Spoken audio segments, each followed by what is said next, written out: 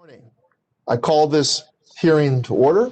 I want to welcome all members, witnesses, and guests to this hearing today. I know this event, which we hold every year, looks a bit different this time, so I want to go over some items to ensure we have as smooth and engaging a presentation as possible. First, if you're experiencing connectivity issues, please make sure you or your staff contact our designated technical support so those issues can be resolved immediately. To ensure our members and participants can have robust engagement, I ask that members participating remotely continue to remain visible on camera for the duration of their participation in the hearing, unless they experience connectivity issues or other technical problems that render the member unable to fully participate on camera. We have a lot of participants and members in this hearing today, so I will follow the House Committee on Veterans Affairs policy that members remain muted when not recognized, just like turning your microphone on and off during an in-person hearing. This is out of courtesy to all members on the committee, our witnesses and guests, and so that background noise does not interfere with another member who is recognized to speak. As previously noticed, we will recognize members in two groups today. First, in order of seniority, we will recognize members who were present before the gavel.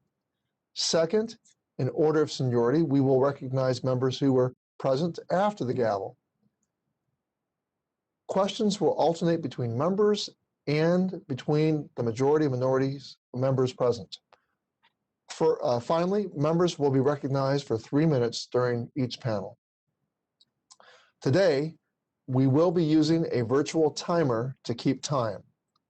To keep the timer in your view on your main screen, select grid and focus, or grid or focus view. You can select either grid or focus view. Move your mouse over the second thumbnail from the right. Click on the white circle and select Lock Participant. And from the list of participants, choose Hearing Timer. This will keep the timer in your view. When you are recognized, you will need to unmute your microphone, pause for 2 or 3 seconds before speaking so that your words are captured on the live stream. If you wish to have a document inserted into the record, please ask for unanimous consent and have your staff email the document to veteransaffairs.hearings@mail.house.gov. It will be uploaded to the committee document repository. Does any member have a question about the procedures for this hearing? I see none and I hear none, so we will proceed. First of all, I just want to ask Ranking Member Bost to give me a thumbs up if the Marine plaque is positioned correctly behind me in its proper place. Ranking Member Bost, give me a thumbs up if that's the case. Thank you, thank you. Welcome everyone to the joint hearing of the House and Senate committees on Veterans Affairs to receive the legislative presentations of disabled American veterans and multiple veteran service organizations. It is an honor to join all the members of the House and Senate committees on Veterans Affairs virtually to hear directly from veteran service organizations that represent millions of veterans and their families. I would like to welcome all DAV members and members of the auxiliary who have joined us online today. We will hear DAV's testimony on our first panel. I would also like to welcome the Blinded Veterans Association, National Association of State Directors of Veterans Affairs, Military Officers Association of America, Student Veterans of America, Minority Veterans of America, National Coalition for Homeless Veterans, and who we will hear from on today's who we will hear from on today's second panel. I especially want to welcome MVA, and NCHV, who will be testifying for the first time at our yearly legislative presentations.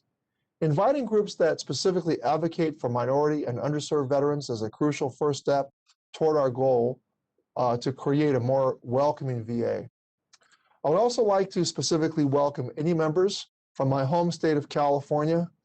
Normally we would have a room full of visiting veterans and we would hear a raucous cheer from our home state.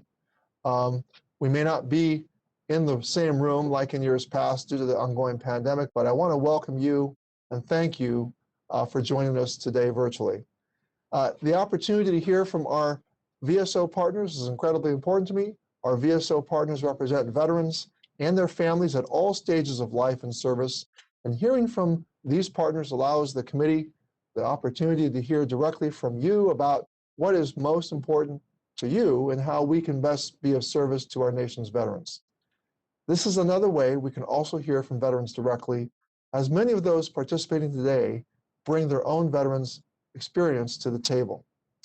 Well, this is one platform that allows us to hear many voices. We plan to continue to promote the inclusion of more diverse voices, more diverse veteran voices beyond today's hearing.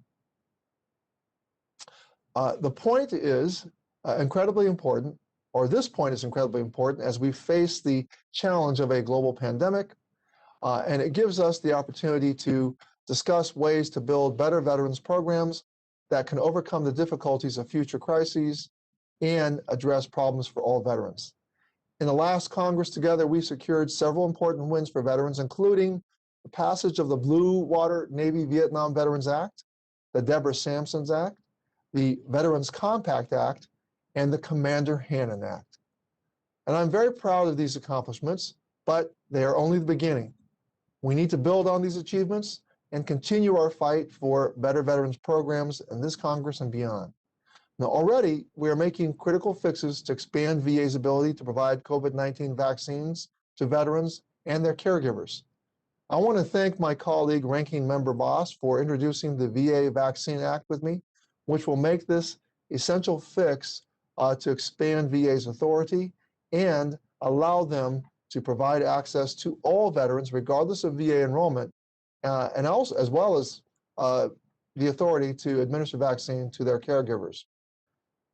Additionally, we are close to closing the 90-10 loophole to provide more education protections for service members, veterans, and American taxpayers. Reading your testimony, it is clear your priorities align with my own, and my committee's top priorities for this Congress include creating a more inclusive and welcoming VA, building equity for an increasingly diverse veterans community, reducing veteran suicide, addressing toxic exposure, ensuring student veterans receive quality education, advocating for women veterans, modernizing VA, supporting VA's long-term care facilities, improving VA's management and oversight, and ensuring our legislative accomplishments are implemented effectively. Our diverse veterans community includes more women, LGBTQ+ veterans, Black, Asian, Hispanic, and Native veterans than ever before. Our country's diversity strengthens our armed forces and veterans communities, and they deserve to have a chance to have a place at VA and to feel safe and welcomed when they walk through VA's doors. Additionally, VA must acknowledge the diversity of its workforce to address systemic discrimination in the workplace.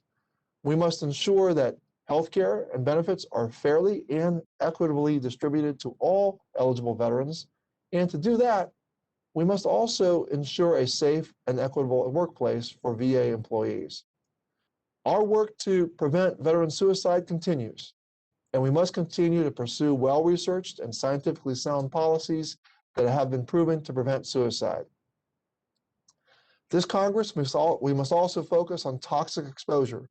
Too many veterans are suffering from health effects due to exposure to toxic substances during military service. In the 116th Congress, we made major strides in providing benefits to veterans with Agent Orange exposure.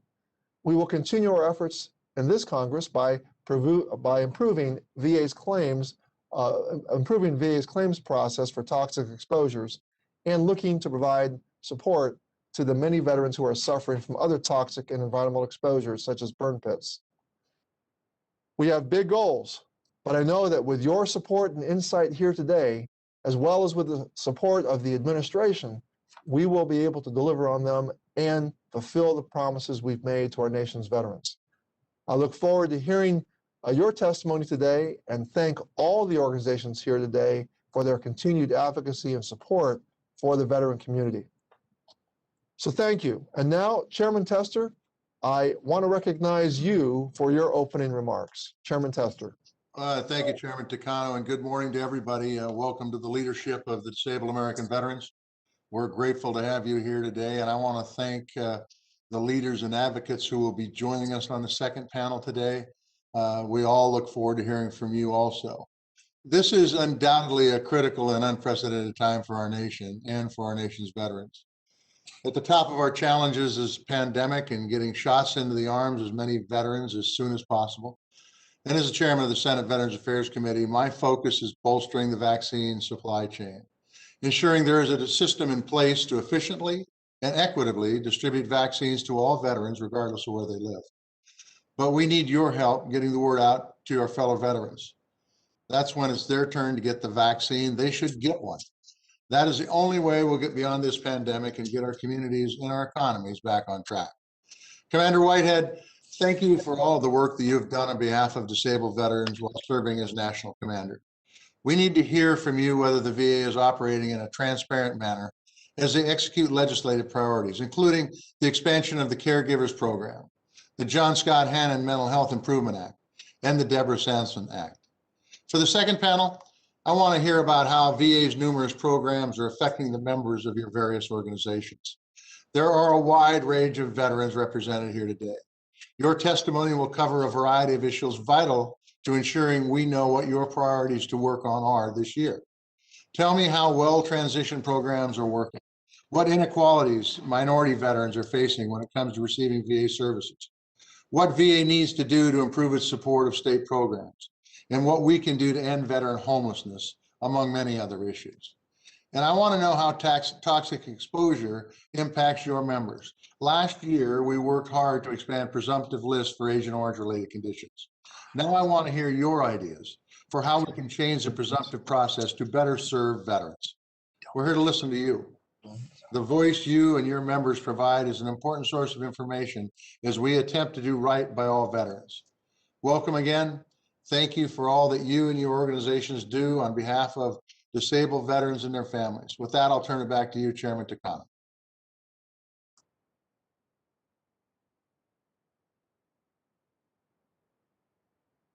Mr. Bost of Illinois. Mr. Bost and his family have a rich tradition of military service, and I'd like to extend my thanks to him and his family for their traditional service to our country. Ranking Member Bost, you are now recognized for your opening remarks. Thank you, Chairman, and good morning. It is an honor to join Chairman Takano, Chairman Tester, Ranking Member Moran, in welcoming you here today and joining this hearing. These hearings are unique and one of the highlights of our yearly work. The opportunity to meet in person with VSO leaders and members from across the country is vitally important. I wish we could do that together today, but I'm sure by next year we will be through this and we'll be able to do that next year. I'm also looking forward to shaking your hands and listening to your stories. In the meantime, it is a privilege to be a participant in this hearing and for the first time as the Republican for the House Committee on Veterans Affairs as the ranking member. I am looking forward to this visit, but I'm also looking forward and letting you know that I have big shoes to fill. My predecessors served this committee with the entire veteran community with distinction. They left an incredible legacy of achievement behind. I'm excited to continue their work they started and to get things done for veterans and their families. Please know this, I'm committed to working with each and every one of you to find common ground and address the tough issues that affect the men and women of your organizations every day. my door is always open. As Chairman Takano mentioned, I am a Marine veteran. My father and grandfather served before me. My son and grandson are serving now. This work is deeply personal to me and my family, just as it is for all of you and your families. I do not take this responsibility or this role lightly. Before I continue with my opening remarks, I did want to take a moment, though, to thank each and every one of you for your service, both in uniform and out. Our communities rely on your Washington, D.C. staffs to offer key insight on legislation and oversight. And as important as that is, I know that that's just a fraction of the work that your organizations do every day to serve veterans and their families all across this country. And I want to say thank you. It is because of the support from organizations like yours that there have been so many positive changes underway at the VA in the last several years. I've seen the rising veterans' trust and satisfaction scores, and I don't think they are exaggerated. Your advocacy and input is essential. Your policies you have helped us put up and put forth are working. But like all virtuous endeavors, our work is never done. We must continue to build on the changes that are underway.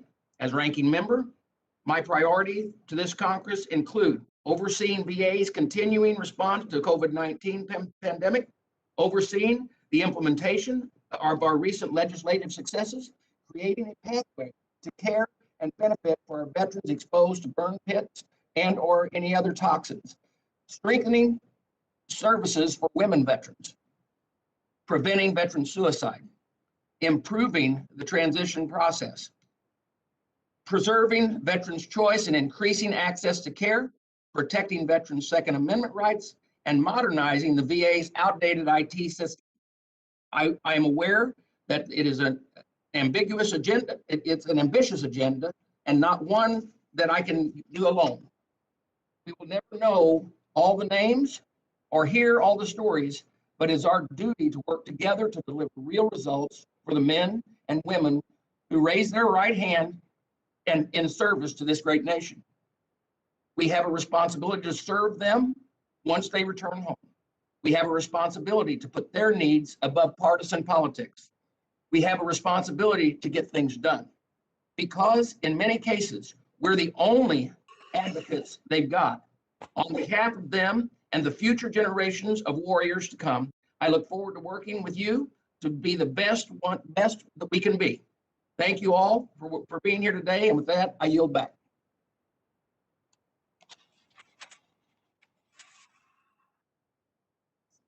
Trying to unmute.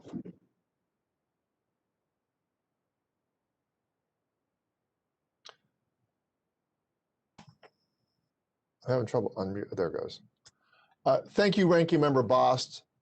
Ranking Member Moran, before I recognize you for your opening statement, let me just say that I appreciated the bipartisan common ground we found in the last Congress. It was very productive. So I recognize you for your opening remarks.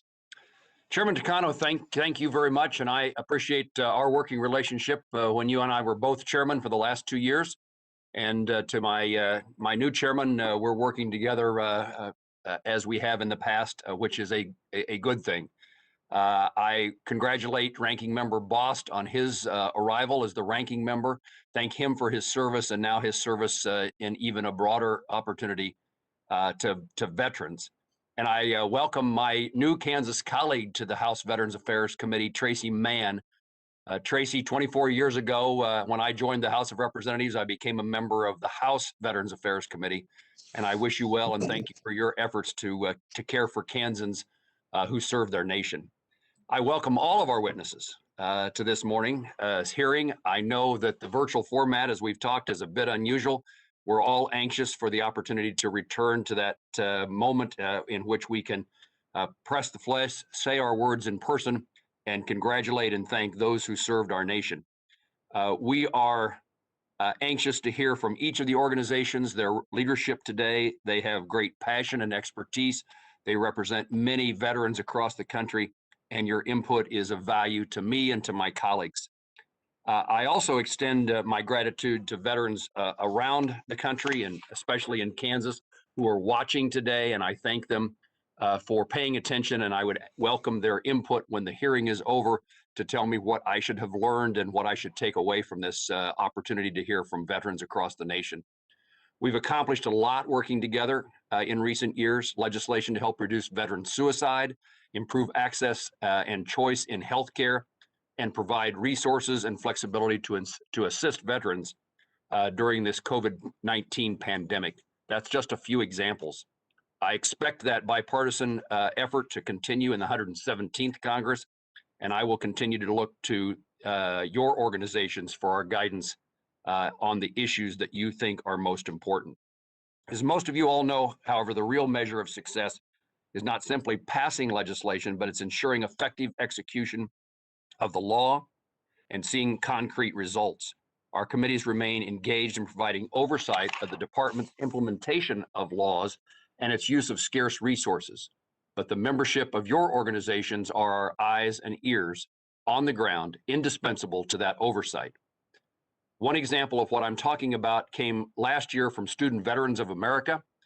Through a quirk in the law, veterans attending school in person who were told because of COVID to shift to a virtual learning environment were on the verge of having their educational assistance benefits reduced, even though their living expenses remained the same. Because of SVA's advocacy, we changed the law and helped thousands of students who otherwise may have had to have dropped out of their educational experience. To Jared Lyon and SVA, I say thank you. To Commander Whitehead, the DAV's advocacy has been just as invaluable. Your focus on improving healthcare for women veterans and monitoring the expansion of family caregiver assistance is critical to our oversight work.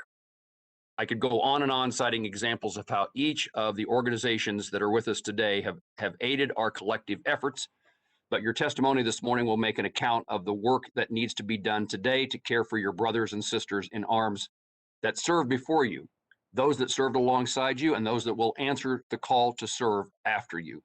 All of us should recognize that we're able to enjoy the freedoms and liberties as Americans because of men and women who have served.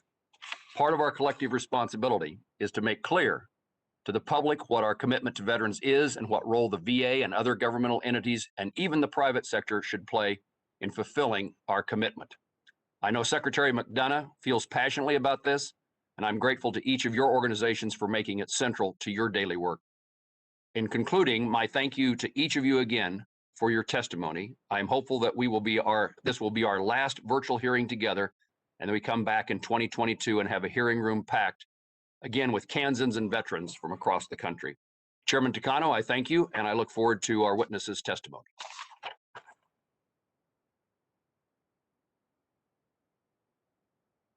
Is Rashida going to unmute me? Rashida? There you go. Thank you, Senator Moran. I too hope that this year will be the last year that we do virtual hearings. We still have a few more to do this session of Congress. But with the president's announcement that President Biden's announcement that every American who wants a vaccine or wants to be vaccinated by the end of May, that will be possible. So we have a lot of reasons to be optimistic. With the introduction of our first panel, let me begin to announce who will be here today. Today we have Commander Stephen Butch Whitehead, National Commander, Disabled American Veterans. Accompanying Commander Whitehead is Mr. Edward R. Randy Reese Jr., Executive Director of the National Service and Legislative Headquarters. Mr. Jim Marzarlik, National Service Director, Disabled American Veterans, and Ms. Joy J. Elam, National Legislative Director of the Disabled American Veterans. Senator Tester has offered to introduce our first witness. Senator Tester, please go ahead. Thank you, Chairman Takano, and it is indeed my honor and privilege to introduce the National Commander of the Disabled American Veterans, Stephen Butch Whitehead. Commander Whitehead comes to us from Tremont, Minnesota. He served in the Minnesota Army National Guard from 1991 until 2019, deploying twice overseas and earning a Bronze Star for combat service in Iraq in 2007. He retired at the rank of Command Sergeant Major. Commander Whitehead currently serves as Executive Director of the Disabled American Veterans of Minnesota Foundation and has served as National Commander of the DAV since 2019. During that time, along with his top-notch policy team and network of advocates, he has worked with us in Congress to pass some of the most impactful reforms for veterans in generations. Commander Whitehead, thank you for your service. Thank you for being here to advocate for the needs of your fellow veterans. I look forward to your testimony and to working with you and the upcoming Congress to further build on the work that we have done to ensure that no veteran is left behind. Thank you, and I yield back Chairman Takano.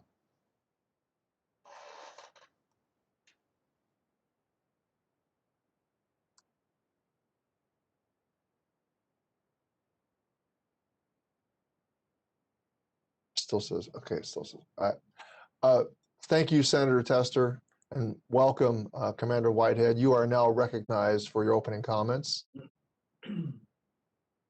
Thank you, Chairman Tester, for your kind introduction. Chairman Takano and all members of the committees on Veterans Affairs, thank you for providing me the opportunity to present the 2021 legislative program of DAV, Disabled American Veterans, an organization of more than 1 million members forever changing wartime service.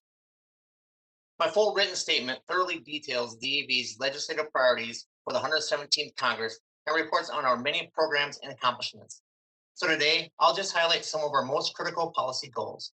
But before I do, I'd like to introduce my DAV colleagues joining me today. DAV Washington Headquarters Executive Director, Randy Reese, DAV National Service Director, Jim Marszlak, and DAV National Legislative Director, Joy Elam. I also want to thank the many DAV leaders watching this hearing at home who are vital to our organization's success. They include DAV's senior and junior vice commanders and the leaders of the DAV Auxiliary. I also want to extend my gratitude to DAV's National Adjutant, our National Headquarters Executive Director, our National Executive Committee, our National Legislative Interim Committee, as well as my Chief of Staff. Of course, I also want to recognize our dedicated DAV members across the country, hundreds of whom would have been here in person to support me at this hearing, if not for the ongoing pandemic. And finally, I want to thank my wife, Kim, who remains my most steadfast supporter and partner. Mr. Chairman, this past year, DAV commemorated a century of dedicated service to America's veterans, their families, and survivors. While it looked and felt different than we had planned, it gave us an important opportunity to reflect on our organization's history and the lessons we have learned in the face of adversity. DAV was formed in 1920 in the wake of World War I as the influenza pandemic of 1918 drew to its end. We can find many parallels between the time of our establishment and our centennial anniversary. A viral outbreak sweeping the globe, overburdened healthcare system, economic downturn, soaring unemployment, and underlying it all, a pressing need to address critical issues impacting our nation's wartime disabled veterans. I'm proud to say that despite the significant challenges of this past year, and thanks to the dedication and adaptability of our teams in Kentucky, Washington, D.C., and across the nation, DAV's mission did not change and our commitment did not falter. Mr. Chairman, at our core, DAV is rooted in service. When veterans needed us most, as many lost their jobs, fell ill, or became isolated in their homes, DAV members, volunteers, and staff quickly pivoted to provide necessary help and resources. Although our offices across the nation were closed to foot traffic to help limit the spread of the virus, DAV rapidly stood up and staffed a newly toll-free hotline for veterans so our experts could assist them with claims and benefits. Since the pandemic began, we have fielded nearly 190,000 calls, and last year, DAV service officers filed 140,000 new claims for veterans benefits. DAV also established a COVID-19 Unemployment Relief Fund in April to provide financial aid to service-connected disabled veterans who lost employment or small business income in the wake of the outbreak. So far, DAV distributed more than $2 million in unemployment relief nationwide to veterans. And as we watch our unemployment numbers soar last year, and hundreds of thousands of veterans were without work, DAV transformed all of our in-person career fairs to virtual events. Since 2014, our employment program has hosted 700 traditional and virtual career fairs, which has resulted in over 150,000 job offers for active duty service members, Guard and Reserve members, veterans, and spouses who attended. As many of you know, DAV's transportation network has become a resource that veterans rely on for free transportation to their VA medical appointments. Though safety precautions require the program to be halted as the pandemic began, DAV volunteers in my home state of Minnesota and nationwide have proven it's possible to carry on through challenging times by implementing new measures to keep themselves and the veterans they serve safe. Despite COVID-related challenges last year, our volunteers logged almost 10 million miles and provided veterans nearly 250,000 rides to VA hospitals, saving taxpayers more than $18 million. Mr. Chairman, although the full and lasting impact of this pandemic is not yet clear, we do know that there are many issues our nations must stand ready to address. Healthcare is chief among them. Over the course of this pandemic, the VA had to make drastic changes in healthcare delivery. We saw a significant increase in telehealth services as VA adapted to the ever-changing landscape. There have also been serious economic impacts. Nearly 800,000 veterans were left searching for work last summer, with disabled veterans disproportionately affected. How many of those veterans today are still unable to pay their bills, feed their families, and make ends meet? We know that before the pandemic, many veterans were already struggling with post-deployment challenges, mental health issues, and in some cases, thoughts of suicide. While the VA has worked hard to keep veterans connected with their mental health providers, we are concerned that many face dark times. Many have been isolated from friends and family, and many have been without access to the support system and resources they had before the pandemic. We will all need to work together to ensure that we do not lose ground in the battle against veteran suicide. And we must also explore the future of VA healthcare will look like in the post-pandemic world. While we have many challenges ahead of us, we know that when we work together, despite obstacles we face, we can make progress. For example, led by your committees, Congress expanded access to benefits and healthcare for Vietnam veterans suffering from impacts of Agent Orange.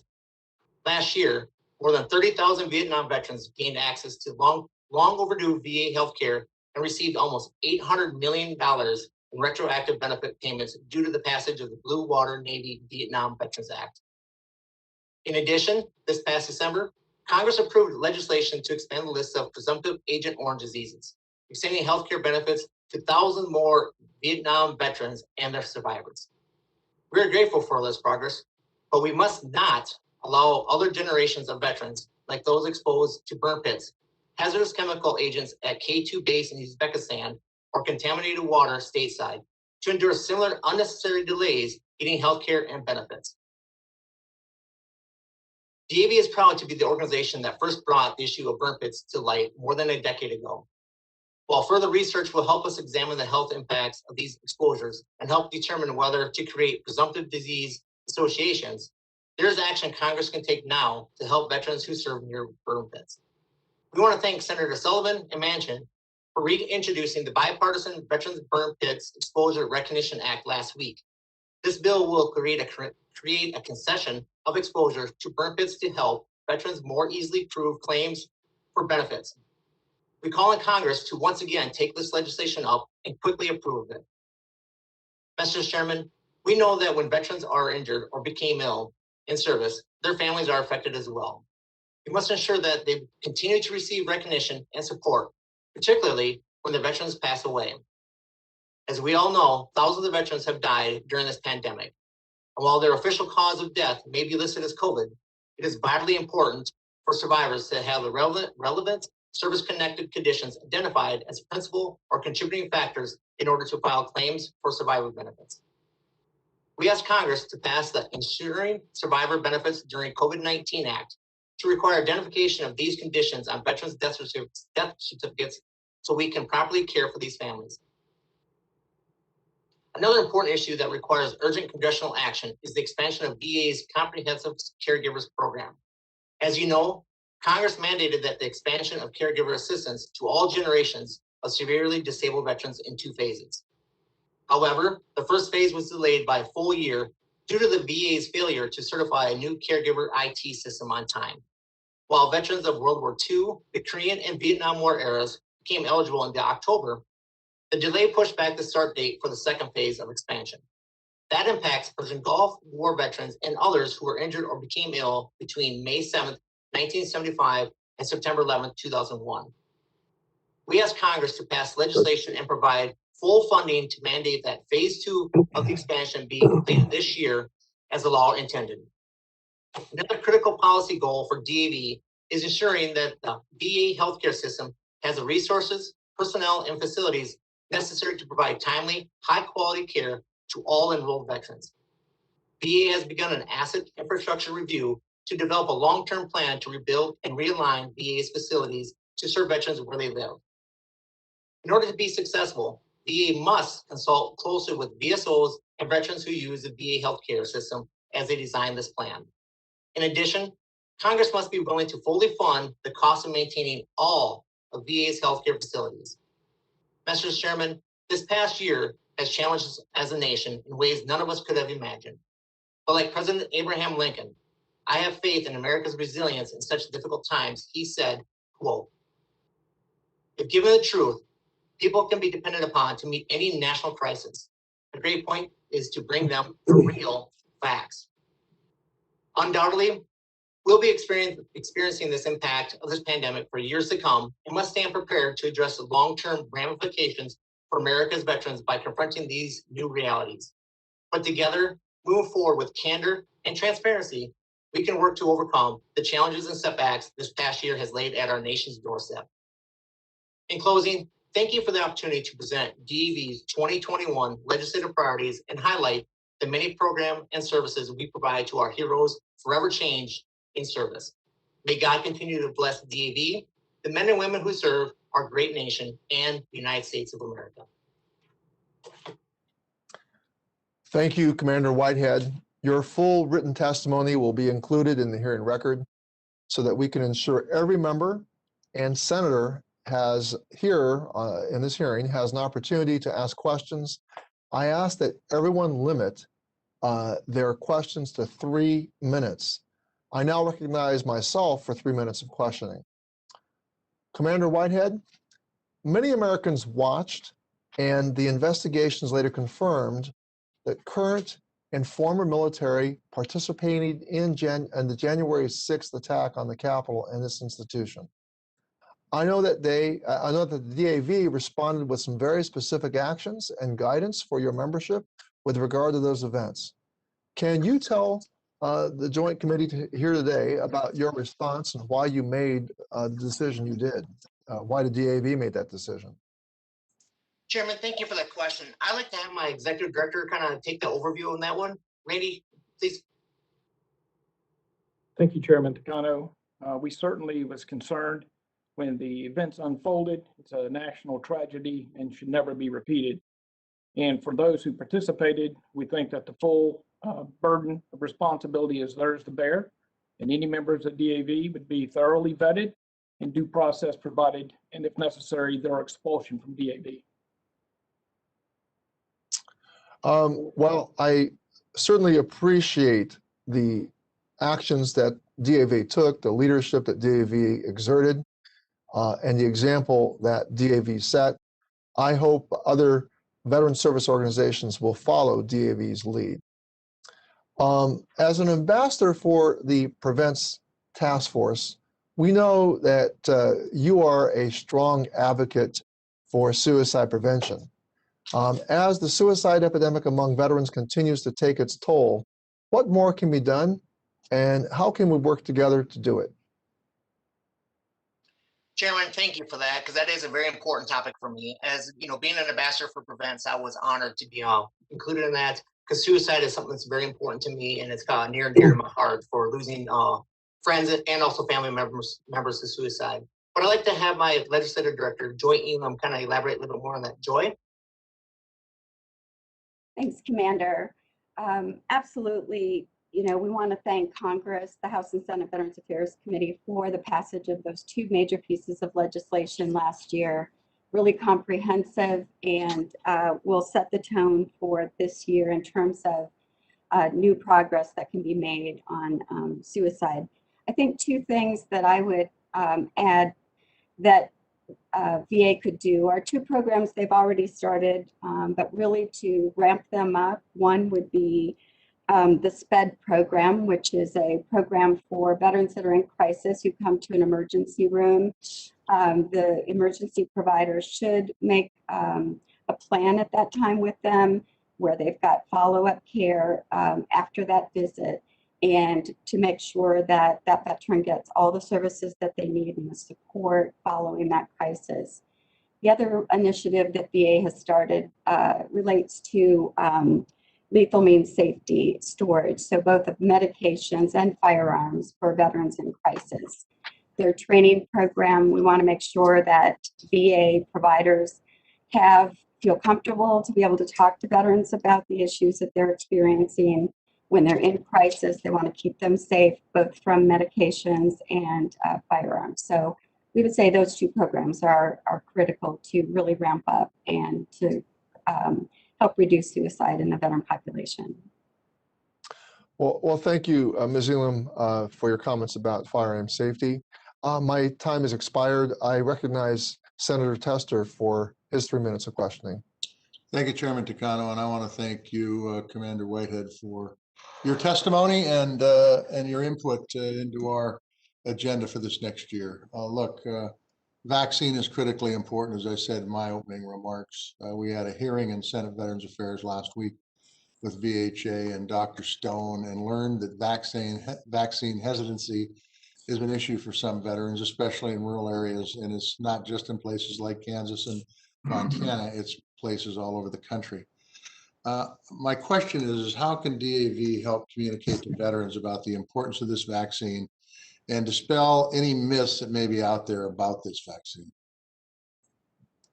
Well, Senator, thank you, because obviously that's important to me. Being a leader in the National Guard, I too have already taken my vaccine, and I've actually done videos and actually done messaging out there. So even in the military, our soldiers are getting it. But on the DAV side, I'd like to have my legislative director, Joy Elam, kind of highlight a few things that she sees that the VA can do. Joy? I would just add that DAV and the VSO community in general can really help with this issue, especially in rural communities. Our leaders need to step forward. They need to lead. They need to make people feel comfortable, get the information that VA is making available, and when it's their turn to get the vaccine. We want to, as everyone has indicated this morning in their opening remarks, we want to see the pandemic in the rear view, and that means getting everyone vaccinated and feeling comfortable that there is a safe way to do that, getting their vaccine. Thank you for that. Look, toxic exposure is a huge issue. We did some good work last Congress. I had a bill for bladder cancer, hypothyroidism, and Parkinsonism, and with help from Jerry Moran and others, we were able to get that across the finish line on the presumptives for Agent Orange. But we have more to do, and I want you to comment on hypertension and MGUS, monoclonal gammopathy, and undetermined significance, which is a mouthful in and of itself. It is my understanding that those two, hypertension and MGUS, have even a greater association with Agent Orange than the ones we added last year. Is that true from your perspective? Senator, that's a great point, because I want to first of all thank you and this committee, for that hard work getting those added, because that was a huge win for our Vietnam veterans and all those affected by, these toxics. So thank you for that work. But if I can have my service director, Jim, to kind of highlight a few more on that. Jim? Thank you, Commander. Thank you, Senator. Great question, and you are absolutely correct. Hypertension and MGUS are at a much higher level than the three recent added conditions. So it's time. It's time for VA to act and to add hypertension and MGUS as a presumptive condition for these veterans. They've waited long enough. It's time to add them now. Amen. And I look forward to working with the DAV and all VSOs on the presumptive issues. So thank you. Thank you, Mr. Chairman. I yield back. Thank you, Chairman Tester. I now recognize Ranking Member Bost for 3 minutes. Thank you, Chairman. And, if we can, last week, Chairman Takano and I introduced the VA Vaccine Act. This bill would expand the vaccine to all veterans and caregivers of those who are in certain categories for long-term and home-based care programs. Our bill requires enrollment for the veterans to be prioritized first, and provided the vaccine access as long as it is available for the dependents and also available for their caregivers. Do you support this bill? And if so, why or why not? Ranking member, thank you for that question, because it is very important, as we've heard everybody's comments. Getting this vaccine in the bodies is what we need. We need to do that right away. But if I could have my legislative director Joy kind of highlight a few more things that we see. Joy? Yes, we absolutely are pleased to support the bill and appreciate the bipartisan introduction of it. We understand, especially for many of our caregivers, it's important they're there with that veteran every day. We want to make sure all veterans have the opportunity to get vaccinated as soon as possible. And we know VA is going to be a leader in this regard. As they get more supply, I'm sure they'll ramp up. Thank you. Thank you. One thing, and this is kind of a personal question just to get you to direct towards me. The last several years, we've had tremendous productivity and success on the committees. Now, as ranking member, where do you think my focus should be? I've told you in my opening where our focus is at, but where would you suggest my focus should be for racking up the biggest wins that we can for veterans and their families? I'll go ahead and say we do appreciate, I think, you and Chairman Takano working closely together. A number of the priorities that he mentioned this morning, I know are important to you as well. And I think that's critical. We've mentioned several of them here today. I think that we all agree that we can all work together on, toxic exposures, making sure veterans don't have to wait, really looking at the framework of presumptive disabilities, and making sure COVID, first and foremost, that veterans get the care they need. We get this pandemic behind us, and caregiver support and other things that have been mentioned. So we look forward to working with both of you to accomplish those goals. Thank you. And once again, I want to thank you for what you do. And with that, Mr. Chairman, I yield back.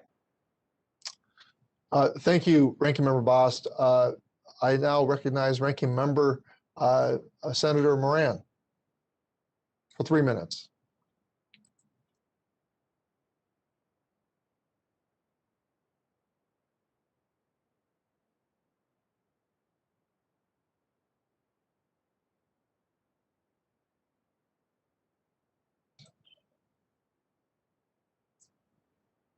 Senator Moran, not here. Chairman Takano, he's got another committee meeting.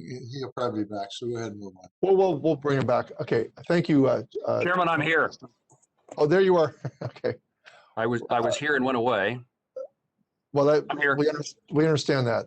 So go ahead, Senator Moran. You have 3 minutes. Thank you very much. Again, thanks you to the witness for the testimony. Let me ask just a couple of questions. The Mission Act provided for the expansion of the Caregiver Support Program to all eras over time. Yet the VA implementation of this expansion was delayed, and they have implemented rules to discharge an estimated 8,000 caregivers from the program's comprehensive assistance. Do you believe the VA should expedite expansion, and how will caregivers of your members be affected when VA discharges them on October 1, 2021? Senator, you bring up a great point, and you actually heard my speech. This caregivers thing is very important to me. When you guys passed that law, you guys wanted it and implemented it to be effective October 1st, 2021. And that's what we feel as well. That needs to be implemented on time, no more delays. These caregivers have been affected long enough. But if I could have my legislative director kind of highlight a few more, Joy? Please, I knew this was an issue of importance to you. Yes, so many caregivers, have been waiting for this so long, and we don't want any further delay, due to those IT issues on the front end that sort of delayed the second part of the expansion. And we do hope that moves forward. And we think a hearing this would be a perfect issue for a hearing. The question that you raised there, that will be difficult for many of those caregivers with the changes in the law, but I do want to say that many of our members, severely disabled veterans who have applied for the comprehensive support program, we've gotten rave reviews from them. They've indicated it's worked well for them, and they've gotten their benefits already. but we know there's many more that have been denied so far, and there's a lot of work to do with regard to this. And we know that many will be really looking for assistance and guidance on that issue. Thank you for your support and your suggestions of a hearing. Let me see in the little time I have left. In the past 2 years, Congress has passed legislation to eliminate the SBP and DIC offsets and allow DIC recipients to remarry at the age of 55 and still retain their survivor benefits. Does the DAV have additional recommendations about how to support survivors of disabled veterans?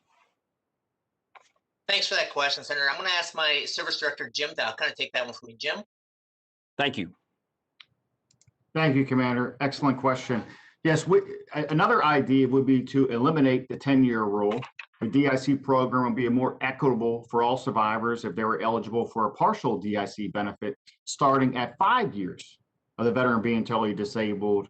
And we could increase that incrementally until reaching full entitlement at 10 years. Another good one could be removing dependents educational assistance eliminating date. Currently, surviving spouses only have a 10-year period to apply for those particular benefits and use them. So in many instances, most notably in the case of caregivers, family obligations and the need to care for the service disabled veteran requires the spouses to defer using these benefits for years. So we feel removing that 10-year delimiting date will be a significant benefit for those survivors. Thank you for your testimony. Thank you, Chairman Takano. Thank you, Ranking Member Moran.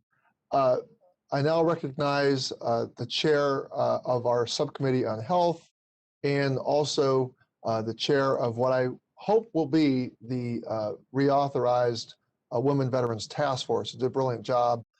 Representative Brownlee, I recognize you for 3 minutes. Thank you, Mr. Chairman. And I wanted to just add my voice to express my gratitude to every veteran listening here today, to thank you and your families for your service to our country. I also, Commander, wanted to say to you what a great job Joy Elam does representing your DAV and your membership, and quite frankly, all veterans. She just does an extraordinary job. So thank you for allowing her to do her good work. And I just wanted to say I appreciate you mentioning in your testimony the importance of the Deborah Sampson Act and the Women's Veterans Task Force. I think we can all agree that there is still a lot more work to be done in this space. But my question really is, Commander Whitehead, what sort of long-term challenges does the VA face right now that will prevent it from providing adequate services to women veterans in the future? Representative, thank you. Because obviously, being a leader in the military, I have female soldiers around me all the time, and I think one thing the VA needs to understand is the increased number of females joining the military right now, and that continues to grow each year. So the VA has to be prepared to be able to handle that increase as we continue to go down this road as well. Thank you so much for that. And the other area that I wanted to ask you, you also mentioned, the need for sufficient funding for veterans' health care, which I couldn't agree more. I have a bill actually that requires GAO to verify the accuracy and adequacy of VA's budget for medical care in order to guarantee adequate funding for veterans' health care. Can you explain the importance of adequate funding and the potential consequences of not having enough? Absolutely, Representative. So I would actually ask Joy to kind of take this one. Joy? Sure. Funding for VA healthcare is essential for DAV members who are high users of the VA healthcare system. We want to make sure it's a strong, robust system for VA to be able to provide, the comprehensive services that they have available. They need to be able to hire the staff. They need to be able to, make sure that they have the infrastructure that they need. The research component is critical for service-disabled veterans and those connections between their military service and disabilities. So we want to make sure that, that remains an emphasis. We see how important it is, especially during this pandemic, to have access to healthcare and the incredible job that VA has done. So we support that measure. We know the budget is critical. We're part of the independent budget, requesting sufficient funding for VA year after year. And we know that having someone look at those requirements is an important piece of it.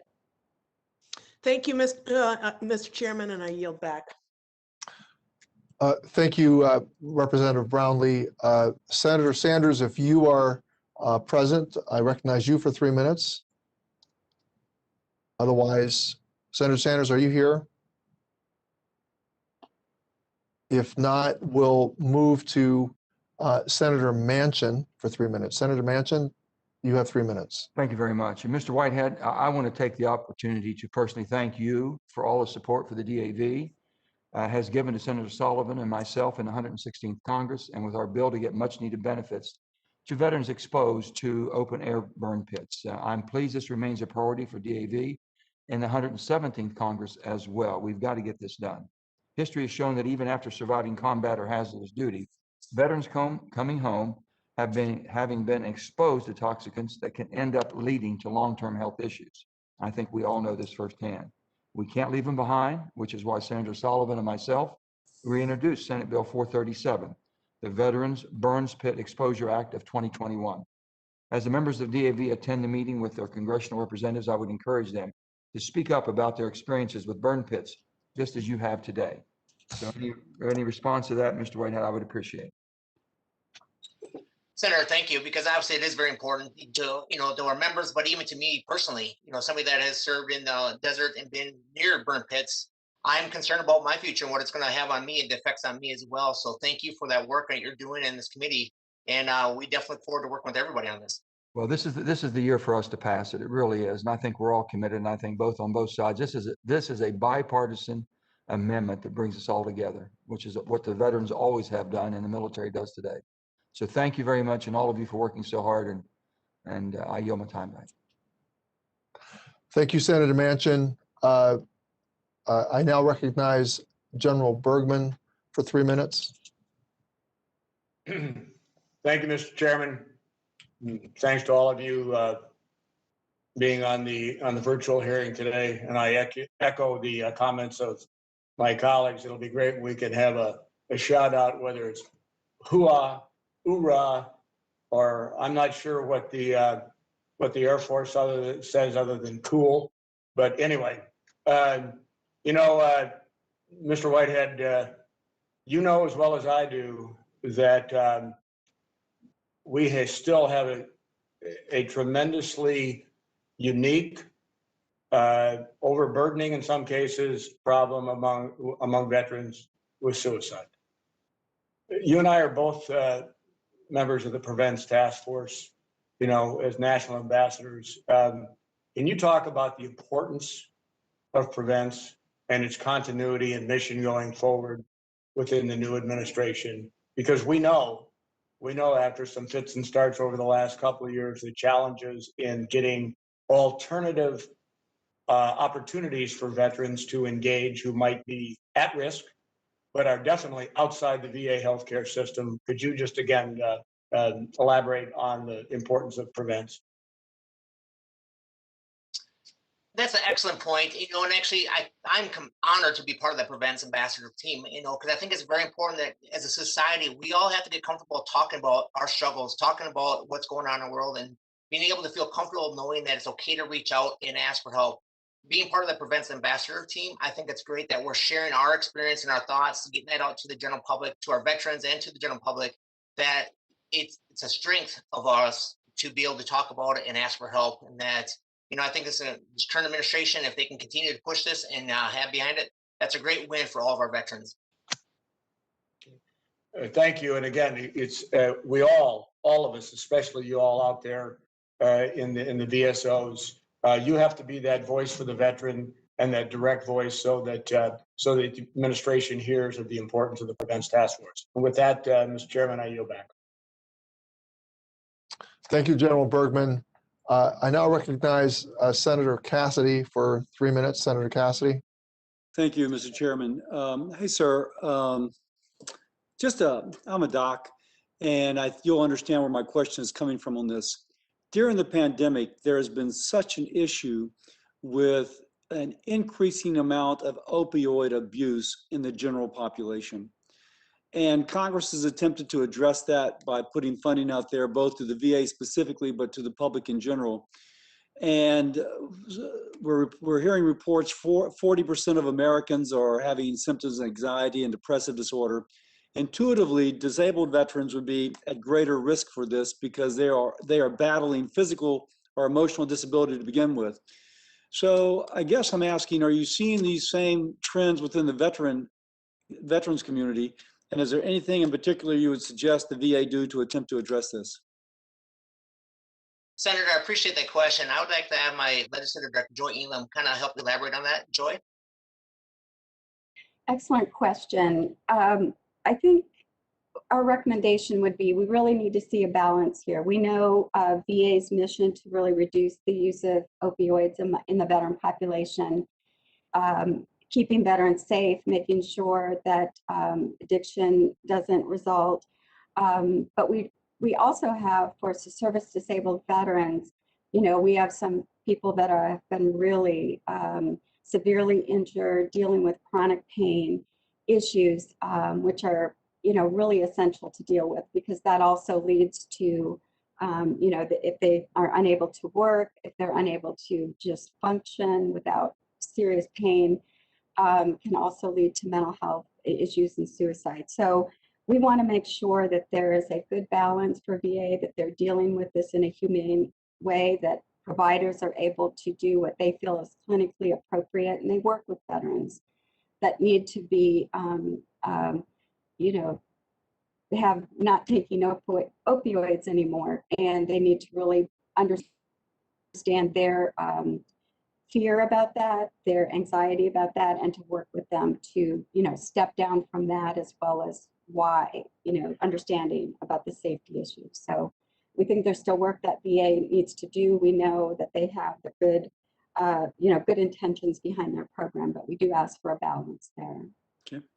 Mr. Chairman, I yield back. Thank you, Senator Cassidy. Representative Lamb, if you are present, I recognize you for 3 minutes. Representative Lamb. Thank you, Mr. Chairman. And I want to thank you, Commander Whitehead, and all of our witnesses for helping us out today and the work you all do every day. It has had a huge impact on my constituents in the whole country, I know. Wanted to return to the topic of January 6th for a moment. And first of all, thank you for the active voice that you've had in the wake of that. I'm a strong believer that as veterans, we really need to police our own on this, and regardless of what party you're in, regardless of who you supported in the election. The fact is that we all took an oath to uphold and defend the Constitution of the United States, and the Capitol that is established by that Constitution was attacked that day. So for me, it's a pretty easy one, which side of this you fall on if you've taken that oath. I was hoping that maybe you could give us just a little bit more detail about any active measures you have taken since January 6th. For example, to identify whether there were any of your members involved in the attack itself. I'm sure all of us saw how many military logos were in that crowd, particularly Marine logos. It's painful for me to see. There have been reports of VSO logos as well, and I just wanted to know if you have seen that or identified any, and whether you have worked with law enforcement to aid their investigation at all. Representative, thank you for such an important question. Again, I'd like to ask my Executive Director, Randy, kind of elaborate a little bit more on that. Randy? Thank you, Congressman Lamb. We take it quite seriously. We do review the Department of Justice investigation list against our membership database.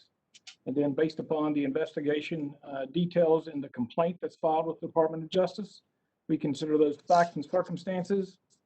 And then once due process is relevant for our administration, we decide whether or not that person should be suspended. And obviously, if they are convicted of a felony of this nature, they would be expelled. Thank you. So you are relying on the law enforcement cases to identify people among your membership. Are you also doing anything to search publicly available images or otherwise members will involve? We do rely upon the Department of Justice. We do not use a surveillance program for our membership or those who engage on our social media footprint just due to the size and scope that's beyond the resources we have available to serve our members. Okay, thank you again for your participation. I expect that we will be staying on this issue throughout much of the year with an eye toward how we help protect veterans from the recruitment efforts that groups like the Oath Keepers and others have used to target veterans and to give them false and violent and misleading information about their oath. And I look forward to your partnership on that. Just thank you again for everything you've done. Mr. Chairman, I yield We back. certainly look forward to your partnership as well. Thank you, Mr. Lamb. I now call on Senator Sanders if he is present. Senator, are you here? Otherwise, we'll move to Senator Hassan. Senator Hassan, you're recognized for 3 minutes if you're here.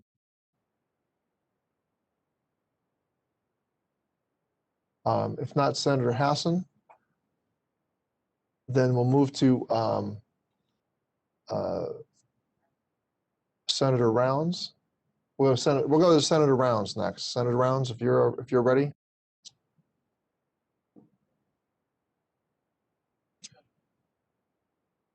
Senator Rounds is not here. Senator Blumenthal.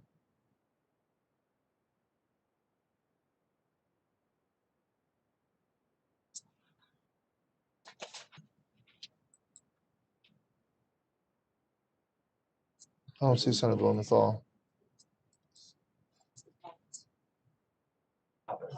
Oh, Representative Pappas, we'll move to you then as the senators file back in. Representative Pappas, 3 minutes. Well, thank you very much, Mr. Chairman. And I also want to add my comments about looking forward to next year and making sure that we're back in person together, especially so we can salute the veterans from our districts that make the trip down for these important hearings. And certainly I'm thinking of all the veterans across New Hampshire, especially DAV members, as we proceed here. I want to thank Commander Whitehead for your comments, for your focus on toxic exposure in particular. We've been focused in my district on the issue of PFAS contamination at a former Air Force base. And we know that ATSDR is currently conducting a study there to firmly establish a connection between toxic exposure and certain health concerns that are linked to PFAS. But we also know that other health studies have already been done that make the linkage between chronic conditions, including cancer. And so, as we wait for additional health information to come out, I think we have to move as quickly as we possibly can to make sure that we're meeting the needs of veterans and service members with respect to the PFAS issue. So I appreciate your commitment to that. Another important point that you noted was the issue of discrimination faced by women and minority veterans at VA facilities. I'm the chair of the Oversight and Investigation Subcommittee in the House, and we're working on legislation that would improve the sexual harassment reporting process at VA. And this is an issue that our subcommittee is going to be focused on as we move forward. I'm wondering if you could just talk about any next steps that you would hope our committee could take to ensure that our women and minority veterans feel comfortable getting care at VA. Representative, I appreciate that question. When that first came, I actually did some nice media outlet messaging on that because it's important that every one of our veterans feel safe when they go get their care. And the veteran itself and also the employees of the VA need to feel safe where they work at. But if my service director, or my legislative director, Joy Elam, can maybe elaborate a little bit more on that. Joy? And we were very pleased that the commander really wanted to step out front on that because we do need leadership with regarding the harassment issue.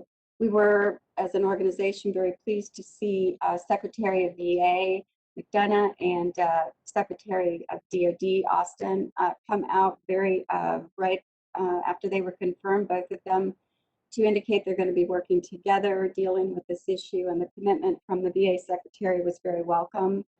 That they're going to take a top-down approach to this, and that's serious. So we're looking forward for your committee to really hold them to that it can't just be a slogan or a message, but this this behavior is so destructive and deters veterans who really need the VA healthcare system from getting the care that they need if they feel that they're not in a welcome environment or being harassed while they're seeking care. So appreciate your work. That's terrific. And my time's up, but I'm wondering if just for the record, you could get back to us on a letter that you had sent to VA asking it to withdraw its appeal of the Wolf versus Wilkie case around emergency care. So if you have any more detail about how we can address that and commitment from VA on that front, we'd love to work with you on it. Absolutely. We'll follow up with you and your staff. Thank you. Thank you. I yield back. Another important issue. Thank you, Representative Pappas. I call on Representative Rosendale for 3 minutes.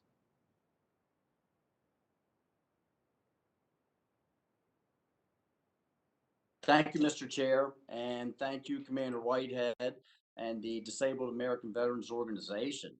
Your organization is doing important work to ensure our veterans' needs are being met, and we all greatly appreciate that. I also wanted to say thank you today for all the Montana veterans that are watching today. I wish we could be together in person, but I'm grateful for each of you and your service to our nation. We will never be able to thank you enough for your sacrifices that you and your families have made to protect our freedoms. It's been a pleasure to hear from veterans back home in recent weeks.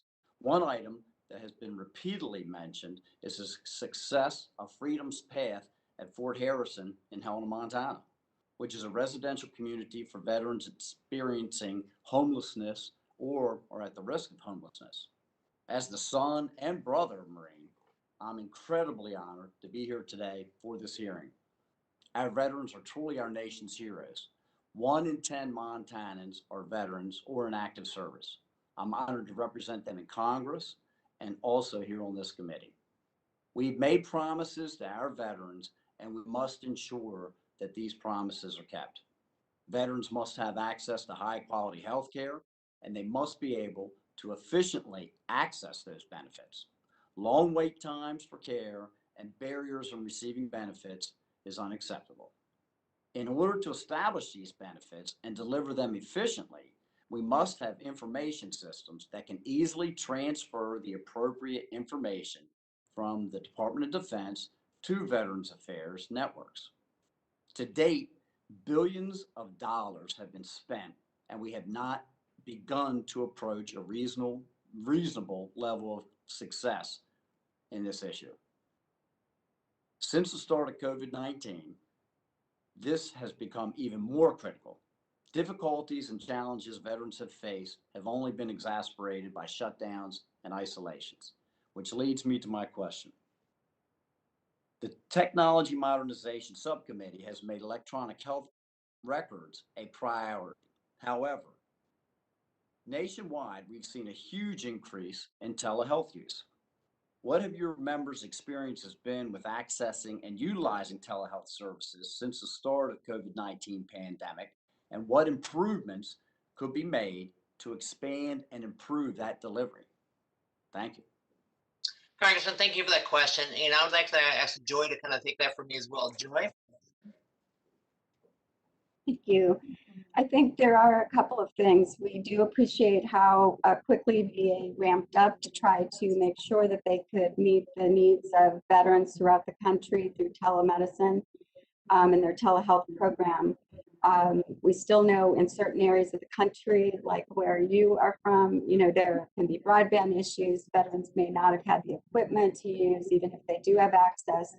So it is incumbent upon these partnerships that VA is trying to expand with community organizations that are willing to have sort of a hub where veterans may be able to go to have access to that, to telehealth. So I think those are great starts on it. There's going to be a lot of lessons learned from this pandemic and the use of telehealth. We know there's going to be pent-up demand for being seen in person, but how this will impact is still, the jury is out on that. So we need to watch and make sure that veterans are still getting high-quality care, and we learn the lessons from, what worked and what hasn't worked. Thank you so much. Mr. Chair, I yield back.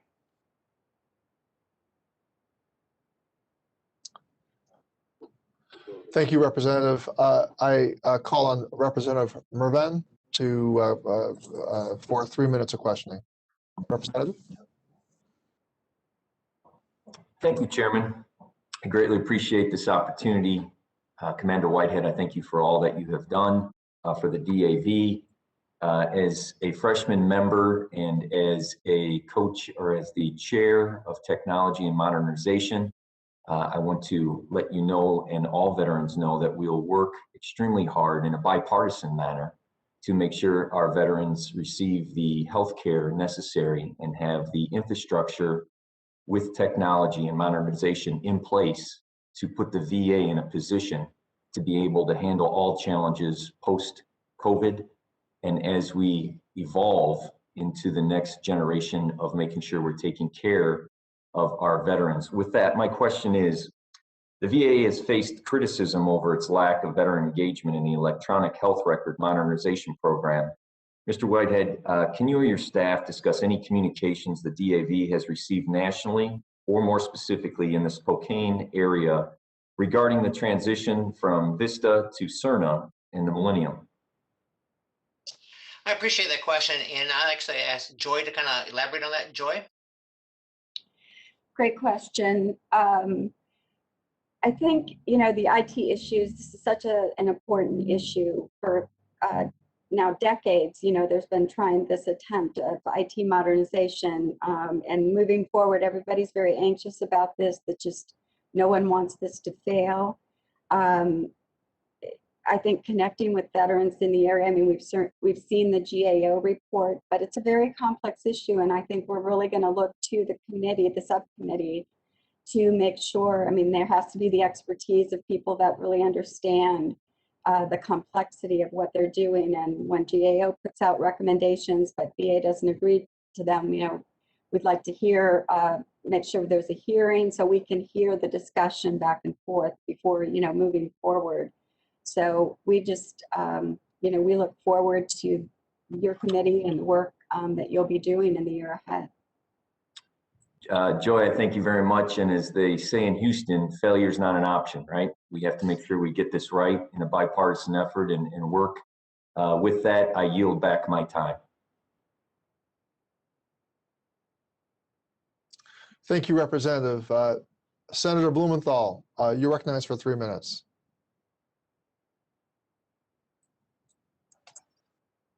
Thank you, Mr. Chair. Really appreciate your being here, Commander Whitehead, and all your service to your fellow veterans and the great team that you have with you. I'm honored always to be on this committee and to hear from veterans about how we should be doing better and more, and most especially for our disabled veterans. I want to ask about an area of disability that may have been touched on briefly, but I want to emphasize toxic exposures. The modern battlefield has been more poisonous and toxic than ever before with all of the chemicals that are found there. I have championed the cause of Agent Orange afflicted veterans, and we've made progress there. I've talked to Secretary McDonough about them and others who may be victims of exposure to chemicals, and most especially the K2 veterans. We have legislation that would advance their cause. I'm concerned that we're repeating the mistakes of the past, and we've discovered, obviously, the Karshi-Karnabad Air Base, which was plagued with many of the chemicals that have caused cancer and other kinds of problems. Have you heard from veterans, and have you noted the inconsistencies in presumption for different types of toxic exposure? And how would you recommend that Congress reform this area of our law? Senator, thank you for such an important question. I'd like to have my Service Director, Jim Marzlak, kind of take that one for me, Jim? Of course. Thank you, Commander. DAV is always concerned when veterans are exposed to toxins and/or environmental hazards during their military service. VA should be equipped to provide health care and service-connected benefits for those exposures. One thing that could happen to make this process a little easier is the overall presumptive making process. we need a good framework to be established by Congress to provide consistency that must improve DoD and VA data collection and record keeping, establish a concession of exposure, require statutory mandated future studies on nodal exposures, provide a time requirement for action by the VA secretary. That's a big one. That's where we're at with hypertension. There's no time requirement for the VA to respond to these recommendations. We can maintain a standard of positive association versus causation. And then finally, I think we could update the classifications of scientific association. This is a very serious topic, and it's affecting, countless veterans, and we have to do better. Thank you for that answer. I'd like to follow up with you because I think this area is supremely important. I also have questions about the treatment of veterans with less than honorable discharges. I know you're focused on the disabilities that may accompany the lack of access to health care and so forth, but my time has expired, so I yield back to the chairman. Thank you. Thank you, Senator. I appreciate your yielding back. I call on Representative Banks for 3 minutes. Representative Banks, are you present? If Mr. Banks is not ready, we'll move to Senator Tuberville. Senator Tuberville, are you present? There you are, Senator. Go ahead, 3 minutes. Yeah, thank you very much. Thank you, Commander Whitehead, for your testimony and your service. I'd like to hear about the work your organization does to get disabled vets back into the workforce. These vets we're having now with all these endless wars we've had are younger and younger, and working helps a lot of things. So one thing I'm passionate about is, vocational training and trade schools. Are these options that you have, are they found useful to helping our disabled vets? And what can Congress do to help create more employment opportunities for these veterans? Senator, I really appreciate that question because employment is a very important thing for the DAV. Obviously, when our veterans get, when they leave the service, it's important that they have good quality jobs to come back to, if that's schooling or going straight to the workforce. But if I could have my service director, Jim, kind of elaborate a little bit more on our employment program, that'd be great. Jim? Thank you, Commander. And to your question, I'm a proponent of VR&E. I went through the vocational rehabilitation program when I first was hired by Disabled American Veterans, and next month I hit my 20-year anniversary. So it's a wonderful program, and it's led me down a path that's very fulfilling. So on our side for the employment program, DAV is fully committed to ensuring veterans have the tools, resources, and opportunities they need to be to competitively enter the job market and secure meaningful employment. When the pandemic hit, we went to virtual job fairs. We were doing in-person job fairs. We went to a virtual job fair, and over the past year, we're able to ensure that over 5,000 veterans had job offers extended to them. So we take this very serious, and we want to make sure veterans have the opportunity to enter a competitive job market for sure. Well, thank you. I think it's important that we get them back in the workforce at all possible. I've had friends that are disabled vets, they have PTSD, and of course we're losing 20 to 30 veterans a day to suicide. And I don't think it's anything any more important. Get them back into the real world as quick as we possibly can. And I think Congress should fund some of that. We owe our veterans a whole lot, and more than we can ever repay. And so I think it's important that we get back in the game in a lot of areas to help our veterans get back to a normal life with them and their families. So thank you for what you've done, and hopefully we can help you in any way. I yield my time. Thank you, Senator Tuberville. I now recognize Representative Mike Levin for 3 minutes. If Representative Levin, you're there. You're still muted, Representative Levin. Can we fix the audio?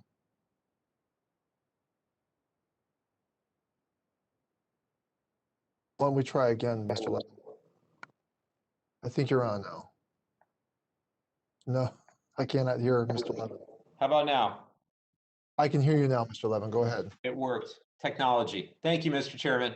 Well, I very much look forward to getting together in person as soon as we can safely. But I want to thank everybody today, and particularly Commander Whitehead for joining us, and just for all your work on behalf of veterans with disabilities across the country. I want to give a special shout out to DAV Chapter 95 in Oceanside, California, which does a wonderful job serving our veterans in my district in North County, San Diego. Commander Whitehead, in your testimony, you emphasized how important it is that VA leaders commit to fostering a culture where all veterans are treated with dignity and respect, which has also been a key focus of our Women Veterans Task Force. And one way VA can do this is by prominently displaying messages in facilities, making it abundantly clear that harassment is not tolerated. And that includes comments about appearance or questioning and belittling veteran status. I've heard from veterans in recent years, posters with these messages have been taken down from the walls, and public service announcements have been taken off the TVs in local facilities. The good news is that we're hearing that some of these displays have been restored in recent weeks, but it's important nonetheless to examine what happened and how it affected veterans. My question, Commander, is have you heard stories like these from your members, and what message does it send to veterans when these displays are removed?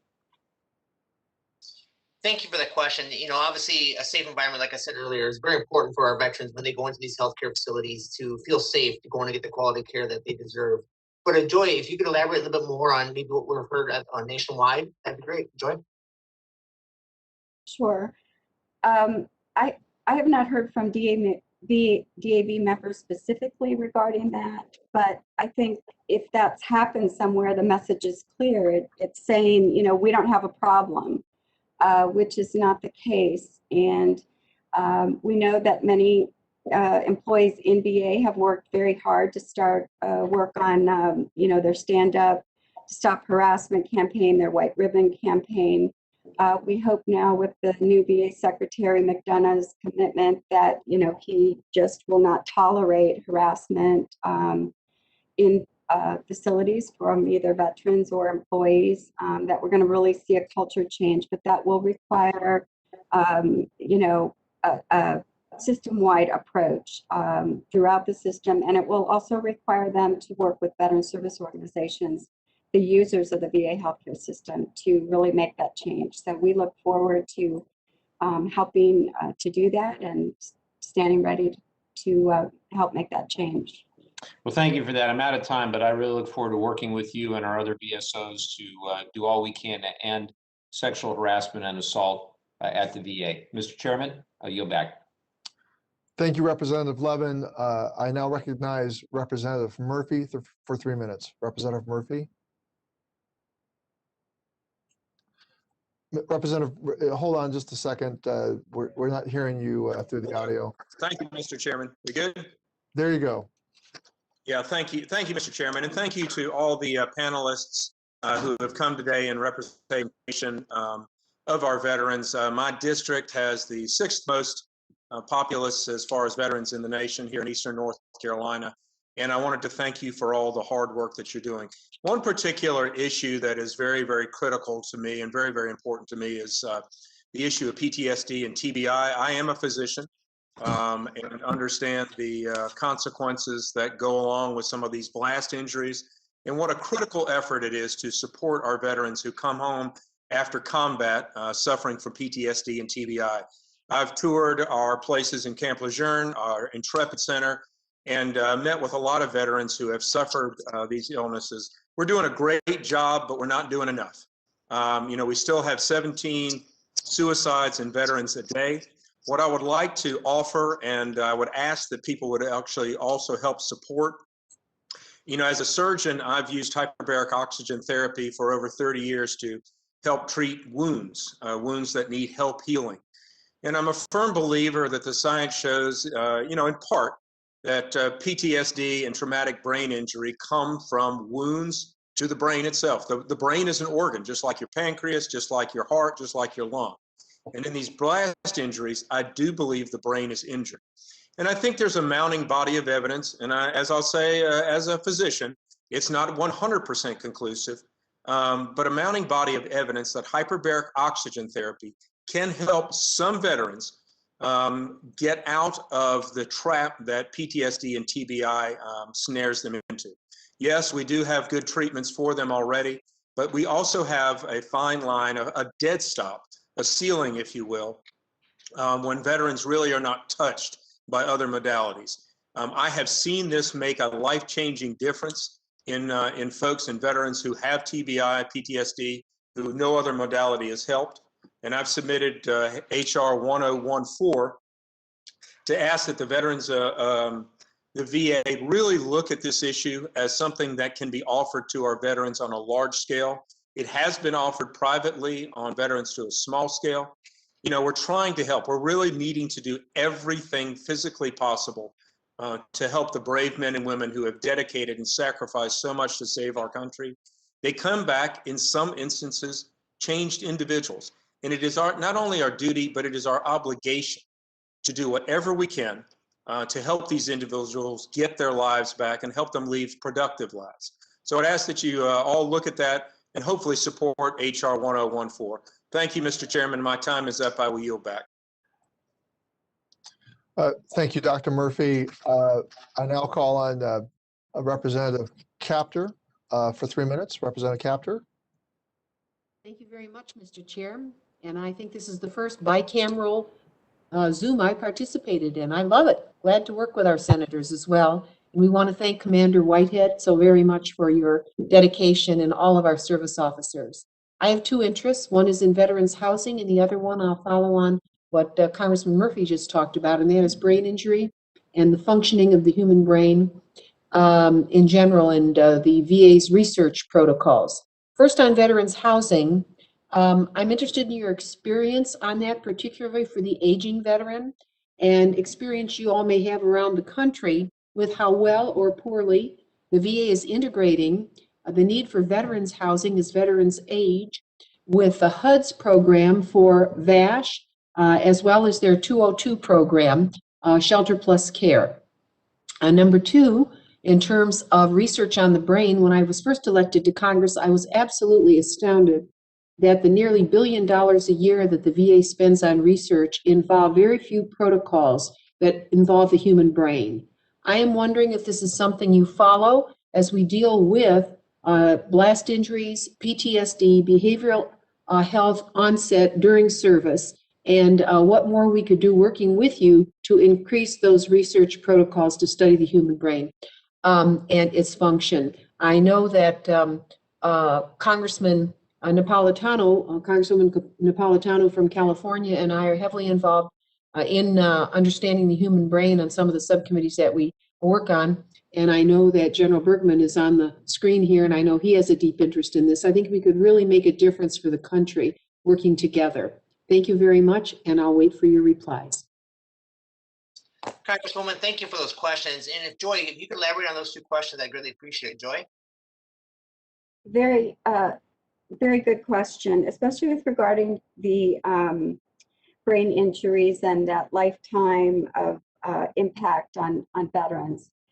One thing I think is interesting, we just saw VA was really looking to increase outreach regarding its brain bank. I'm not sure if you're familiar, but you know, that's some of the cutting edge critical research that VA is doing and why we support so much VA's research program. It's such a part of VA care, these unique injuries that occur to veterans who serve. So that's one critical issue, and we do follow that research, and we do look at all aspects, you know, access to the types of treatment that are available, compensation issues, but really that lifetime impact and how it impacts that veteran, and how what programs and services are necessary to really meet them at every step along their recovery process. Just very shortly on the HUD VASH program for homeless and veterans. Without question, VA has a homeless program second to none. They coordinate with HUD VASH. making sure housing first for veterans who are homeless, and that's a critical piece of it.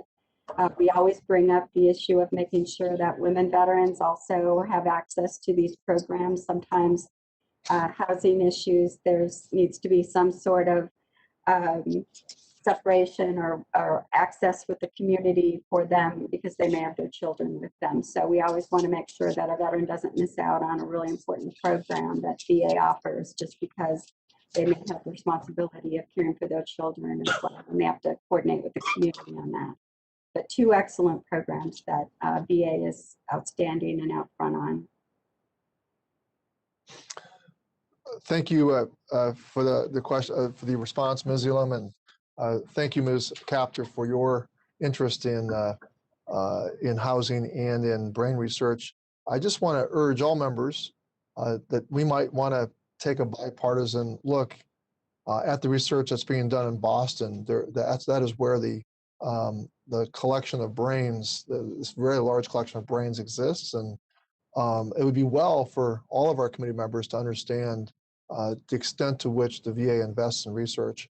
I now call on Representative Mann for 3 minutes.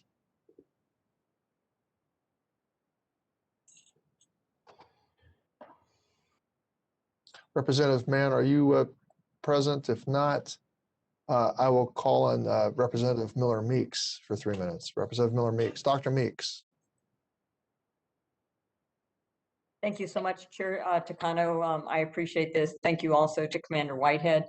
As a fellow veteran, I appreciate all that our veteran service organizations do. And also, I continue to be a commission member of my county's Veterans Affairs Commission. So thank you very much for all that you do. Our county commission was very happy when the Blue Waters Act went through. And so and I think you made some reference to this earlier. My question or comments are in reference to the tremendous sacrifice all our veterans have made and putting themselves at risk, especially in times of war, but also how that carries over into peacetime. And we've mentioned toxic substances, burn pits, the legislation that we're hoping to get passed in a bipartisan fashion this year.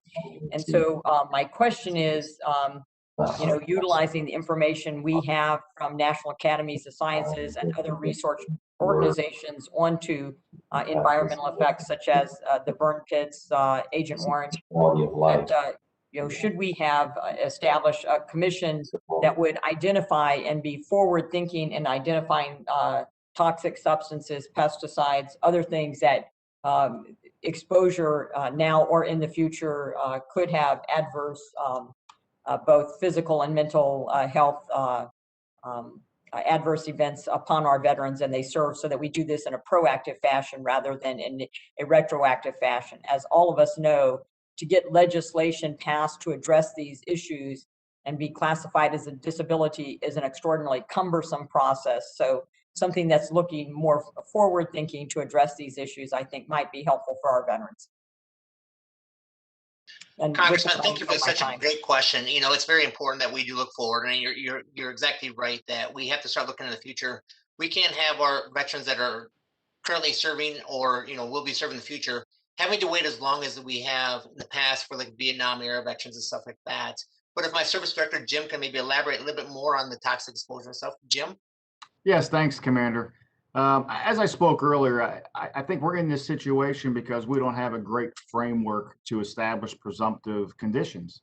And that's really what we need to concentrate on here. I mean, the hypertension, the 3 new presumptives that were added where VA has taken no action on yet. Just another perfect example of how we have to do better in improving the data collection. Like you had mentioned, forward thinking.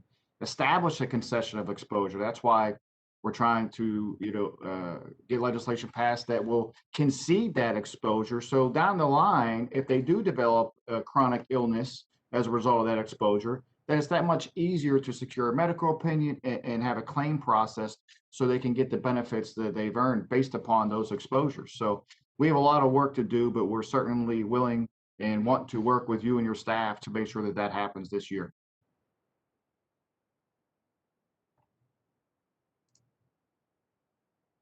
Uh, I, Dr. Milmix, I know your time is up. Now we move to Senator Hassan. Senator Hassan, you're recognized for 3 minutes. Well, thank you very much, Mr. Chair, and I want to thank all the chairs and ranking members here today. And thank you to our witnesses for being here with us virtually today. I am deeply appreciative of your organization's service and advocacy on behalf of Granite State veterans and veterans all across the country. So to Mr. Whitehead, in your written testimony, you stated that 14 of the 20 veterans who die by suicide each day have not used VA health care services. In response to these numbers, the VA has established several programs to conduct outreach to transitioning veterans, including the Solid Start program, which aims to contact veterans 3 times during the first year of transition out of military service.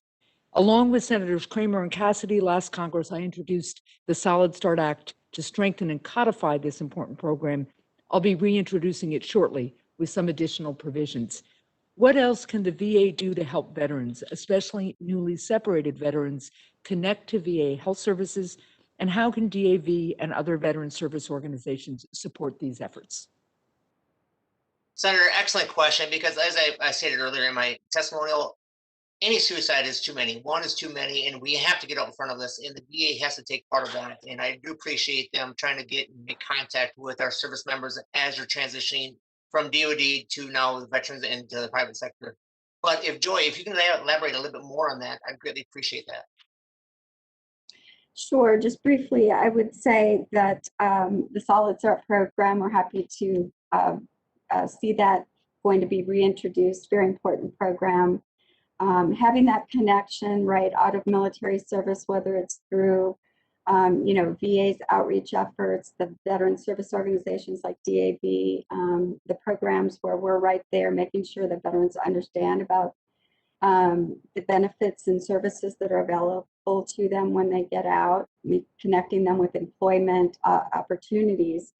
I think 2 things though would be, the peer-to-peer programs that VA has started are essential because veterans really connect with other veterans well. And it's important that nobody gets lost and outside the system by themselves and trying to figure things out, that they've got a support system around them. And also, I think VA's public health model, we're really going to see this year, based on the legislation that was passed last year, 2 major public health model, suicide prevention, lots of provisions in there, and to see how those work with the connection with the community providers to see veterans that haven't yet connected with VA. So both of those are going to be critical, and we have a number of programs in DAV through our Charitable Service Trust. One in Arkansas that we provided a significant grant to, where they're doing suicide prevention on a really local level. So those programs have to be explored as well. Thank you very much. Thank you, Mr. Chair. Thank you, Senator Hassan. I now call on Representative Underwood for 3 minutes. Representative Underwood. Well, thank you. I'd like to thank the witnesses for being here with us. I am so delighted to be returning back to the Veterans Affairs Committee for another round of these conversations with our VSO groups. The work that you do around our communities has been extraordinary, and I personally am so grateful that you have come once again to offer some recommendations to our committee. I look forward to working with you on issues related to suicide prevention and improving the quality of care extended to our women veterans, and would invite you to offer any specific remarks that you would have on either area, if anybody had anything that they'd like to offer. Thank you for that question. Joy, would you like to add anything to that? Sure. Maybe just connecting both of those issues on women veterans and suicide prevention as well. We want to make sure that our women veterans have the services that they need. Oftentimes, though, they have to get that care in the community, and we think it's essential as more access to community care is available to women veterans and veterans in general. we need to make sure that the providers in that community care network are meeting the same standards as quality standards as are required by VA, whether that's in mental health or just in their primary care, that they understand military culture and that they also understand conditions that are common among veterans. For example, military sexual trauma or PTSD, other things that really may come up during their visit. They may need to have trauma-informed care, or if the veteran notes that they're homeless or about to be homeless, we want to have them connect back with VA and those supportive service VA offers. So I think that would be an important point, that care coordination piece. Well, thank you for those comments. I certainly agree that care coordination is key, and I hope that as we continue to make it more robust, particularly, for example, in an area that I work a lot in, maternal health, that we'll be able to end the disparities that we see not only in our country, but within the veteran population. And I do hope that this committee will fully consider our Protecting Moms Who Served Act. Thank you all again for appearing before us today. Thank you to the chairman for the time, and I yield back. Thank you, Ms. Underwood. I now call upon Representative Cawthorn for 3 minutes. Representative Cawthorn.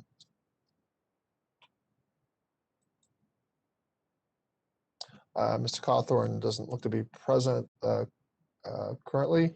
Let's then go to Mr. Nels. Mr. Nels, you're recognized for 3 minutes. Thank you, Chairman. And my question, Commander Whitehead, thank you for what you do and everyone else, honestly, for what we do for Americans veterans. I spent 22 years in the reserve and retired in 2009. But my question more is geared towards the veterans that have or are experiencing a difficult time since they leave service. Many of them are obviously with our economy the way it is, not being able to find decent employment.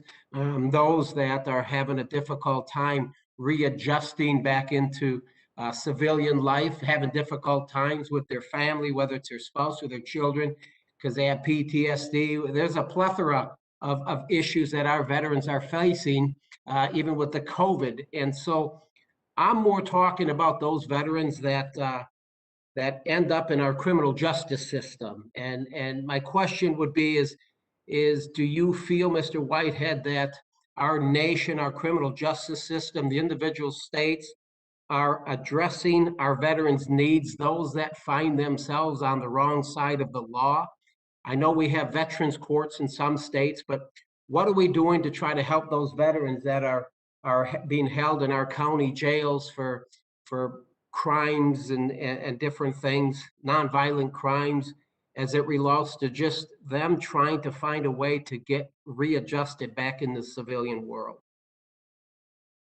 Thank you for such an important topic, because you're right. The transition from service to coming to the community, and this criminal justice is part of that as well. Making sure that all of our veterans get due process here. Joy, can you elaborate a little bit more on that? What he's talking about? Yes, the treatment courts have been very successful, and DAV's been very supportive of them, especially that since we know that many veterans who end up if they have the fortune to be in a state that does have that availability, it often comes to light that they really needed treatment, that they had an undiagnosed traumatic brain injury, they had undiagnosed PTSD, or they weren't getting treatment for a condition that really impacted their judgment and ended them up in having a legal issue. So that's critical. And again, this is where our veteran service organizations really come to play to try to guide those veterans that we see, that we try to help every day. If there's a problem, to really reach out to them to make that transition, to take advantage of all the programs and services that VA has. They have expertise like no one else on these transition issues, and that's what they're there for. But sometimes they get lost out there without that support. So we try to make sure that we do that, to continue that and pass that information on to others that really need the care. Well, thank you, Joy, for the information. I say that because I've been a sheriff for 8 years, and we have many people in our jail, veterans, and they just seem to get lost, and there's no one out there advocating for them. So as long as our VSOs are out there trying to help those and make sure that they get some good legal representation, because they need to truly understand the issues that they're dealing with to help them be successful members in our society. So thank you for your work. Thank you, Representative. I now recognize Representative Cawthorn for 3 minutes. Representative? Chairman Takano, thank you very much. And to all of our witnesses, thank you for bringing your expert opinions to light here. It really does shed a lot of light on questions that I personally had. Thank you for all the questions that have come before mine. But Mr. Whitehead, I wanted to ask, our committees are considering legislation that will provide eligible veterans with up to 1 year of GI Bill style benefits to help the unemployed veterans in our country really retain, retrain in another specialty and help those that are unemployed find gainful employment in the post-COVID-19 economy. Could you please elaborate how this rapid retraining program could help unemployed veterans get back on their feet? Representative, that's an excellent question. The employment piece is very important, and the GI Bill is very important to every one of us. Jim, if you could elaborate a little bit more on that, I'd greatly appreciate it. Jim? Yes, thank you, Commander. Obviously, we strongly support that. We think it's critical for veterans to be able to get back in the workforce in a quick manner. We've seen it firsthand during the pandemic. DAV stood up a relief program where we were able to provide over $2 million in relief to veterans who have either lost employment or lost a significant amount of income due to the pandemic. So we know that there are plenty of veterans out there affected by this. So anything that we can do to get them back into the workforce, in a competitive workforce, we would support. Thank you very much for your answer. That it really does mean a lot. And I yield back. Representative Cawthorn yields back. I just want to ask if there's any other representative or senator present that would like to have a chance to to speak or ask the DAV any questions. If not, I will move to the second panel. Chairman Takano, this is Representative Luria. I would love the opportunity to ask a question. Okay, Representative Luria, you're recognized for 3 minutes. Thank you, Chairman Takano, and I want to thank our witnesses for joining us today. As the chair of the Disability Assistance and Memorial Affairs Subcommittee, our subcommittee plans to focus our efforts this Congress on some of the toxic exposure issues that have not been fully addressed. That includes burn pits for veterans who served in Southwest Asia, Iraq, Afghanistan, and other toxic exposure issues. I wonder if you could just comment, on the importance of this to your members, and if there's any specific areas within toxic exposures that you feel have been overlooked in previous Congresses that we should focus our efforts on as well. Congresswoman, thank you for that. Such an important topic. Jim, if you could elaborate a little bit more on the toxic piece, I'd greatly appreciate it. Thank you, Commander. And great question. As I mentioned before, DAV is concerned and always concerned when veterans are exposed to toxins or environmental hazards during their military service. VA needs to be equipped to provide health care and service-connected benefits for those exposures. I talked a little bit about establishing a presumptive framework. I think that's very important. But also, I think Congress could enact some legislation to extend the 5-year period to VA health care for veterans who had exposure to burn pits. I think it's very important that they're able to get the health care right away. That's one of the most important pieces of it. And then establish entitlement to benefits after that as well. The concession of burn pit exposure, it wouldn't establish presumptive service connection, but it would remove the requirement for veterans having to prove their individual exposures. And I think that's something that we learned with Agent Orange and the exposure to Agent Orange, you had to step foot on ground. That was a significant piece that you had to prove early on in the claims process. So I think if we address that now, that's certainly a right step in the right direction. Great. Well, thank you for the feedback on that issue. And another issue that is very difficult for veterans to claim is those people who've unfortunately been victims of military sexual trauma during their service. And I know that we hear a lot from veterans and veterans advocates that there's a lot of ways to improve this process and make it better for people trying to seek help with those types of claims. I wonder if you could comment, from your membership, if there's anything that you've heard on that topic that would be helpful for us in helping veterans. Yes, thank you. A very sensitive topic, and the more outreach we can do in encouraging these veterans that come forward who experience something that traumatic, we want to make sure that they're getting the health care and any benefits they're eligible for. And we want to do that in the best way possible for them. So we got to make it an easy process for them to be able to come forward where they're comfortable doing so as well. So anything we can do there. And again, I think it's more about the outreach piece, letting them know that we are here to help. There are folks that can help you. We want to talk to you. We want to help you any way we can. Well, thank you, and thank you for those helpful suggestions. And again, thank you for the work that you do every day on behalf of our veterans. And I yield back. Yes. Oh, I'm sorry.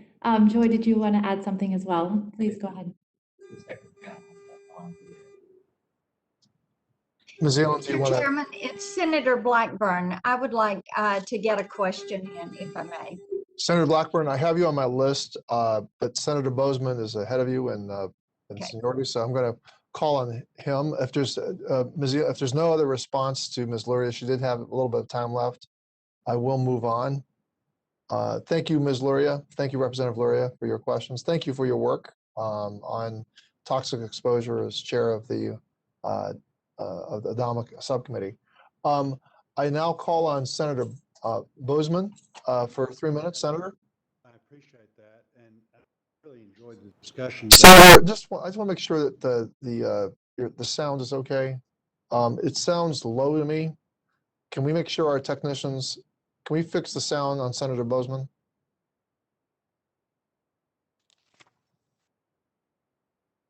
Can you hear me okay now?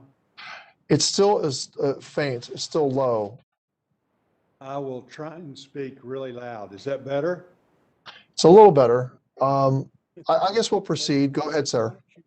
Why don't you go ahead to Senator Blackburn then? Okay, and we'll come back. All right. Yeah. So, Senator Blackburn, while we're figuring out what's going on with Senator Bozeman's sound, why don't you go ahead and ask your questions? Yes, I wanted to follow up on the toxic exposure issue. I had a question about the K2 veterans and legislation that I had that we were able to get through parts of it last year.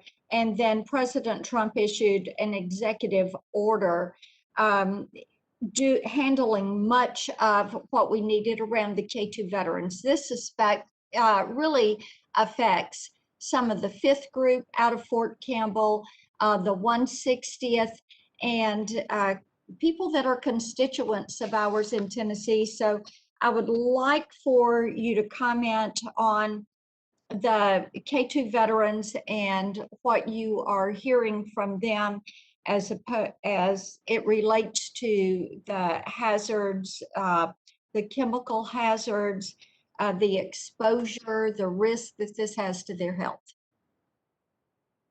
Senator, thank you for that question. Hey, Jim, if you could elaborate a little bit more on the K2, that'd be great. Jim? Thanks, Commander.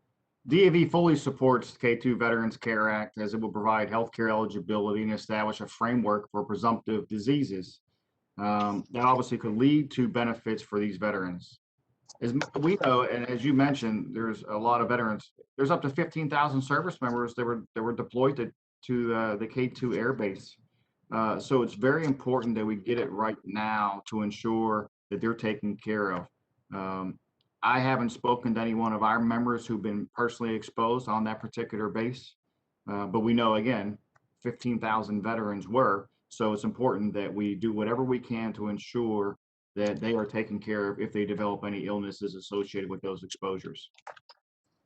Okay, thank you.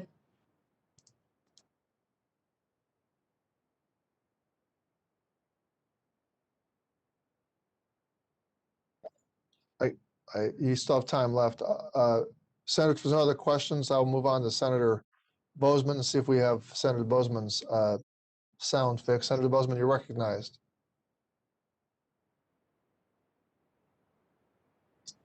Can you hear me now?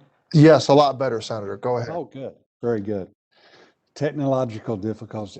Again, in the interest of time, I've really enjoyed the discussion and just want to thank you all so much. I want to give a big shout out to the group in Arkansas that does such a great job of keeping me informed, and I think all of us holding our feet to the fire we've really accomplished a lot in the last several years, but we simply wouldn't have done that without the leadership of you all being the leaders of your organization, but also the grassroots in places like Arkansas that have really stepped forward and helped us understand what the needs are. And the good news is, in a very bipartisan way, I'm so proud of my Senate colleagues, and also having served in the House and being on Veterans Affairs there. Again, just working in a way that we've really gotten a lot done. We've got a lot left to do. My dad did 23 years in the Air Force, and I'm very proud of his service. I understand these are family affairs. And the other thing that's so important is that, these are not give-me's, these are earned benefits. And again, so just a big thank you to you and your membership. We simply would not be able to get the things done that we get done without your leadership. So give yourselves a pat on the back. And as always, a big thanks to the auxiliary. We know who does all the work. And so we really do appreciate them and all that they represent. So thank you, Mr. Chairman.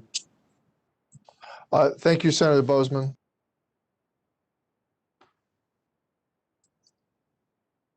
I understand that Representative Mann was with us by telephone, has no video, but would like to ask questions. Since this is not an official hearing, we can depart from our normal requirement that the video be turned on. So Representative Mann, go ahead for your questions.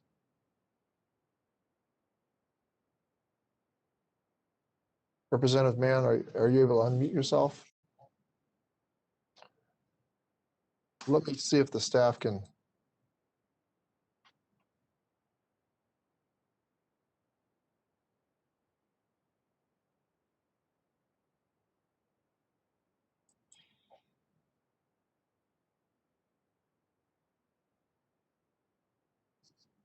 Stand by for just a little longer. Representative Mann.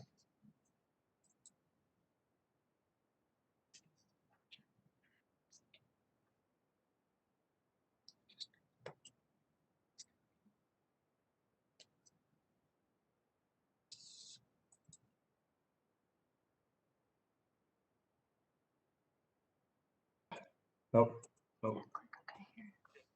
Okay, Yeah. great. Oh. Chairman Takano, can you hear me now? Chairman Takano? I can't hear you, Representative Mann. Are you ready to go? I am, yeah. You can hear me okay? Sorry, sir. I can. Well, thank you for letting me on. Thank you for being here to testify today. Really, my question, I know that Senator Tuberville touched on this as well, but for me, it's an honor to serve on the House Veterans Affairs Committee. I often tell people back home, this really should be called the Heroes Committee, and I'm glad to be here advocating for our men and women who wore the uniform. Our service members, as they transition to civilian life, often bring to the workforce unique skill sets and backgrounds and perspective. And I guess my question is, how can Congress improve the transition assistance program to better serve disabled service members in their transition to civil life? I know, like I said, Senator Tuberville also mentioned the transition, but specifically on the transition assistance program. What are the things that we could be doing to help our brave men and women when they return home, enter the workforce, and have a good career thereafter? Thank you for such a great question, because that transition is critical. Getting in front of them right away is the most important thing, so they actually can have the soldier, now veteran, now has an idea of what they want to do. But Jim, if you could elaborate a little bit more on some of the areas that we could get after, that'd be great. Jim? Thank you, Commander. We certainly agree that it's a significant process when you transition out of the military, and then finding employment after is so critical. The DAV was able to still interview with the pandemic 21,000 departing service members last year and assist them with the initial claims process. I think being able to continue to outreach to these individuals, letting them know that there are benefits, there are services available to you to help you with this transition is significant. I also think making sure that service members are required to go through these out processing briefings. We call them TAP classes as I was getting out of the military. And it was very beneficial to me, teaching you how to write a resume, where you can look for government jobs, all these resources need to be available, and it's got to be done in a consistent manner as well, regardless of where you're transitioning from. We hear that there's differences all over the place, and it can't be like that. It has to be consistent everywhere, and we got to provide those services even after you're discharged. You still want to have those services available to departing service members. I think a big piece, including spouses of service members, is important as well. It is a team effort, obviously, so we want to make sure that everybody's participating and taking advantage of those opportunities. Yeah. How many, you said it'd be good if all of them participated? Rough ballpark, do the majority participate in something like that, or is there only a handful, or do we have any data on that? I don't offhand. I know it is the majority. I mean, we would be happy to research that a little bit and follow up with you and your staff. Okay, we can reach out, and I yield back. Thank you, Mr. Chairman. Thank you, Representative Mann. That completes the questioning of this panel. I'd like to thank Commander Whitehead and the other witnesses from Disabled American Veterans. We appreciate hearing from you today and look forward to working together with you during this Congress. You are now excused. We will move immediately into the second panel. I now call up our second panel. And we have with us today on our second panel, Dr. Thomas A. Zampieri, National President of the Blinded Veterans Association, BVA, Mr. John Hilgert, President of the National Association of State Directors of Veterans Affairs, Mr. Corey Titus, Director, Government Relations for Veterans Benefits of the Military Officers Association of America, otherwise known as MOA, Mr. Jared Lyon, National President and CEO of Student Veterans of America, SVA, Ms. Lindsley Church, Executive Director, Co-founder of Minority Veterans of America, and Ms. Catherine Monet, Chief Executive Officer, National Coalition of Homeless Veterans, or NCHV. I now call on Dr. Zampieri for your testimony. You're recognized for 5 minutes to present your opening statement. Thank you to Chairman Takano and all the members of the committee for inviting the Blinded Veterans Association to testify before you today. I'll quickly run through some of the major issues that the BVA has a lot of details in our testimony. And hopefully you and the members and staff will go through those closely. We request, along with the PVA, that for catastrophically disabled service-connected veterans, that the auto grant be renewable every 10 years. We also ask that you continue your support for women's veterans, and we endorse the section of the VSO independent budget section that addresses some of those issues. We're concerned about, of course, as the DAV touched on, the caregiver delays in the implementation of the caregiver program for our older veterans, especially who suffer from not only their service-connected disabilities, but aging-related disabilities. It makes it even harder for the caregivers to have to wait longer for that. We do ask that you consider working closely with the BVA, our government relations staff, on an area that has grown increasingly a concern to us, and that's with guide dogs and service dogs on VA properties. There's been increasing incidences of assault by other types of dogs, where guide dogs and blind veterans have actually been physically assaulted by some types of other therapy dogs. And we've got 76 years of experience in working with guide dogs and service dogs. And we would respectfully request that before the committee takes action on any specific bills in regards to how the VA should be addressing these issues, that you include us.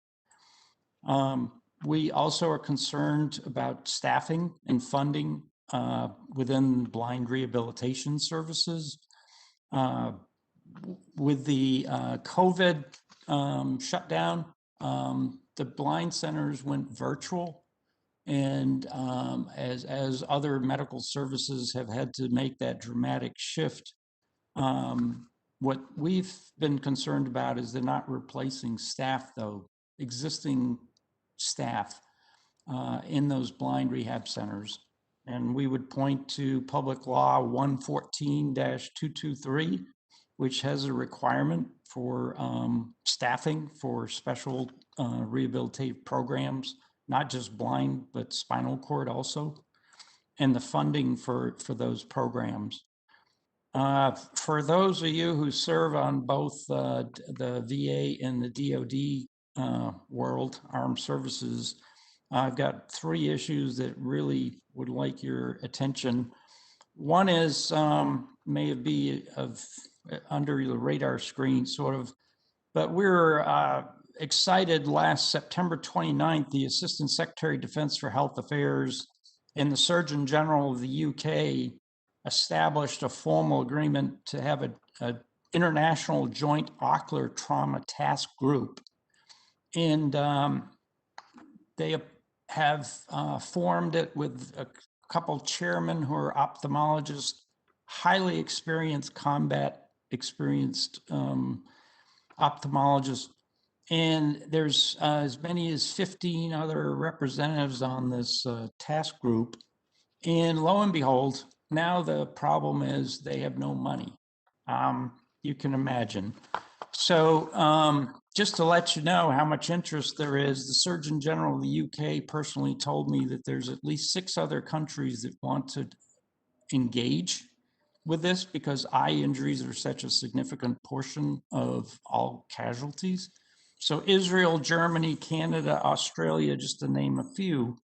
But how do you have an international trauma task group with no funding and no administrative support? So that probably would only take about a phone call from one of you listening to this today. And if someone says how much other task groups have had $1 million in funding, that's not a really huge dent over there at the Assistant Secretary of Defense's office, I don't think. The NDAA of 2017, along with that, mandated that they designate 4 specialty centers for things such as TBI, limb injuries, burns, etc. When Congress put the language into the NDAA in 2017, here we are in 2021, and DHA has failed to designate 4 ocular trauma centers of excellence. Those are critical because, as any of you that have been involved in the polytrauma centers, if you don't have the full complement of the specialists in eye trauma, corneal specialists, retinal specialists, neuro-ophthalmologists, you can't treat these patients if they get sent to a smaller MTF.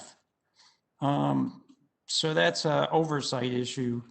The Congressionally Directed Medical Research Program includes the Vision Research Program. It is the only source in the United States of funding for ocular trauma research. We're asking BVA, and other VSOs have supported this in the past, $30 million for the VRP program. I actually sit on the VRP Programmatic Peer Review Committee, and we have 81 full grant applications this year. With the 20 million that we currently have, we'll be lucky if we can fund 14 or 15 of those. The VA doesn't fund ocular trauma research. Why should they? They do rehabilitation of eye injuries. DoD, much to our frustration, is just eliminated and consolidated a lot of their deployment medical research programs into a lot of abbreviations, but now there's no core internal DoD eye trauma funding. Mr. Zampieri, I'm going to have to ask you to kind of conclude. Yes, We've got a panel to get through. Yep, thank you very much for inviting me to testify today, and be glad to answer any of your questions. Thank you, Mr. Zampieri. I appreciate your testimony. You'll be happy to know that we have an ophthalmologist who actually is on our committee. So, Wow. Dr. Miller Meeks of Iowa.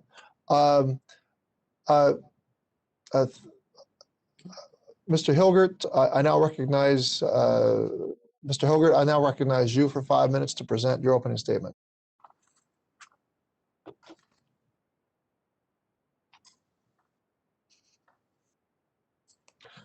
I'm sorry, Mr. Hilgert, your sound is not working. Let's give our sound technicians a chance to get your sound to turn on. Maybe make sure that you're turned off of mute.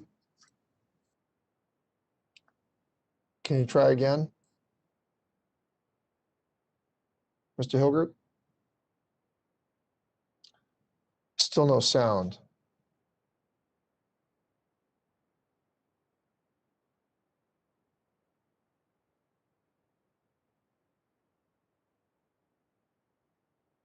Still no sound. All right, we might have to move on to the next witness and then come back to you, Mr. Hilgert. Let's see if Mr. Titus, if your sound is working. Mr. Titus? Yes, Chairman, thank you. Well, go ahead for 5 minutes, sir. Okay, thank you. Thank you, Chairman Tester. Thank you, and Chairman Takano, ranking members Moran and Bost, and committee members. Thank you for the opportunity to share Mo's legislative priorities for veterans. Just over 3 years ago, I took off my Army uniform and started my journey as a civilian. I received my first service-connected disability payment within a couple of months of separation. I went back to school using my post-9/11 GI Bill benefits, and I used the VA for my healthcare, both at the DC Medical Center and in the community. My experience thus far has been the VA at its best. However, not all have enjoyed the same care as I. Most members, soldiers I served with, and even members of my family haven't had the same experience. We need to keep on going and create equity for all veterans to enjoy the same quality experience and access to benefits and care, regardless of their gender, race, location, or generation of service. That goal of continuing to build on past progress is the intent behind MOA's top legislative priorities for veterans. 4 high-interest items include implementing COVID lessons learned, overseeing the implementation of suicide prevention and behavioral health legislation, supporting women and minority veterans, and enacting comprehensive toxic exposure reform. With the 3rd vaccine now approved for emergency use, optimism continues to grow as an end to the pandemic seems near. VA quickly moved to expand the VA workforce to meet the health crisis, one of many positive steps. However, vulnerabilities are also exposed, like in state veterans' homes and community living centers. MOA recommends VA examine every aspect of the COVID-19 response enterprise-wide. VA must conduct a thorough examination along a wide variety of demographics and apply lessons learned so that it can improve support to veterans.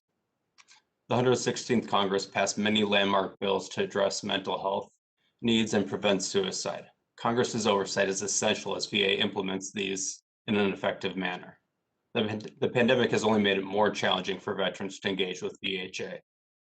Much has been done to mitigate the risks of spreading the virus, like expanding telehealth and telemental health services, but more is needed to stem the tide and mitigate the rising rates of mental health diagnoses and suicides. MOA recommends stringent oversight of veteran suicide prevention and behavioral health programs, and ensuring full implementation of the bill as Congress intended. Women transitioning out of uniform face multiple challenges because of their experience in service. While VA has implemented a comprehensive primary care model for women, there remain several barriers to getting the care and services they need. Additionally, according to GAO, the VA has taken steps to reduce the disparities in health outcomes linked to race and ethnicity, but lacks the mechanisms to measure progress and ensure accountability. MOA recommends eliminating health disparities for women and minority veterans to assure timely access to compassionate, quality care. And a few weeks ago, Major Richard Starr lost his fight with metastatic lung cancer. Major Starr spent his final days fighting the injustice of concurrent receipt, and I ask each of you to support his namesake bill. But I also raise this story to remind us that the challenges facing veterans are not isolated or singular in nature.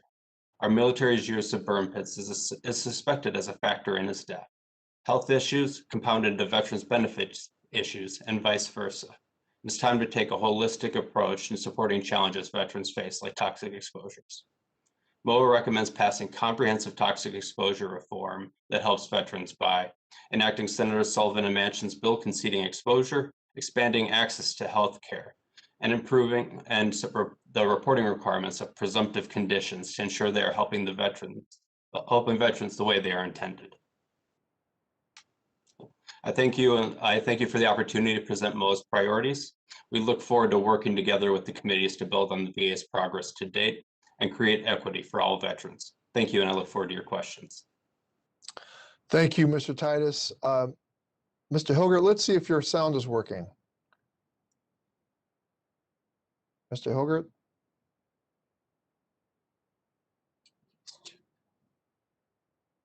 If not, Mr. Hilgert, let's move on to Mr. Lyon. Mr. Lyon, do you want to present your opening statement? Yes, Mr. Chairman. Go ahead. You're recognized for 5 minutes, sir. Thank you, Chairman Takano and Chairman Tester, ranking members Moran and Bost, members of the committee. Thank you for inviting Student Veterans of America to testify on our policy priorities for 2021. With our mission focused on empowerment and inclusion, SVA is committed to providing an educational experience that goes beyond the classroom. Our goal is to inspire tomorrow's leaders. Our policy priorities come from direct interactions with student veterans.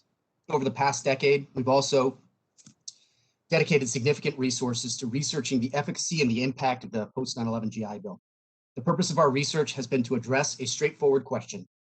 What is America getting for its multi-billion-dollar investment in education of veterans? The bottom line is this: student veterans are among the most successful students in all of higher education. With appropriate resources, this research could be updated annually to better address student veteran success. Take, for example, the SVA chapter at Clemson University. Over the course of the pandemic, their chapter leadership has worked closely with campus career service offices to promote the organizational virtual career fair and professional development courses. Clemson University is home to our 2021 Chapter of the Year Award, and they continue to inspire others with their adaptability and commitment to their community. Well, examples like Clemson are indeed special. They are not unique. Over this past year, student veterans nationwide have risen to the occasion, as they always have. Andrew Ho is an Air Force veteran at the University of Nevada, Las Vegas. He is a first-generation college student and an SVA chapter president on his campus. Andrew was selected from among thousands of his peers as our 2021 Student Veteran of the Year. And there are so many others with similarly impressive stories of success, service, and leadership. Student veterans have experienced unique frustrations and concerns throughout this past year. Between the pandemic impacting the community of education and a national reckoning on racial justice sparked by the death of George Floyd, SVA chapter leaders have risen to the occasion to lead through these most challenging times. Ensuring inclusivity in all that we do, especially for our sisters and brothers in arms, for the Black, Indigenous, people of color, LGBTQ communities, it will remain at the forefront of everything that we do. As it relates to the pandemic, even with these generous flexibilities created by this Congress and the quick support from the VA, unlike their civilian counterparts, student veterans were nearly wholly dependent on schools accurately understanding the rapidly changing VA guidance when making decisions for their entire student populations.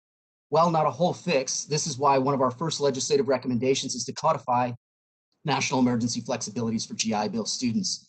This will allow schools and students to better plan for their future emergencies as they arise.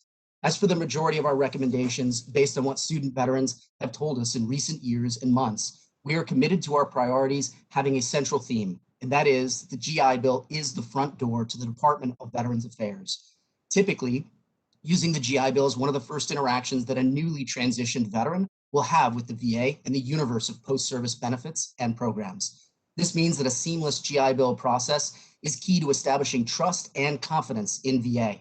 Much like the Veterans Health Administration's whole health concept for treating the entirety of a veteran, SV advocates for a whole benefits approach for modernizing VA education services. This idea is a big one, but it begins with perfecting all the small steps in the process along the way. With the overhaul of VBA's IT system now underway, VA can focus on continuing to improve customer service, expand communication, quickly respond to beneficiaries' questions, digitize eligibility certificates, reduce the lag between applying for benefits and receiving the first tuition and housing payments, and so much more. By truly embracing the GI Bill as the front door, we open up untold potential for VA to focus on making consistent early outreach with accurate contact information to establish a lifelong connection with the VA.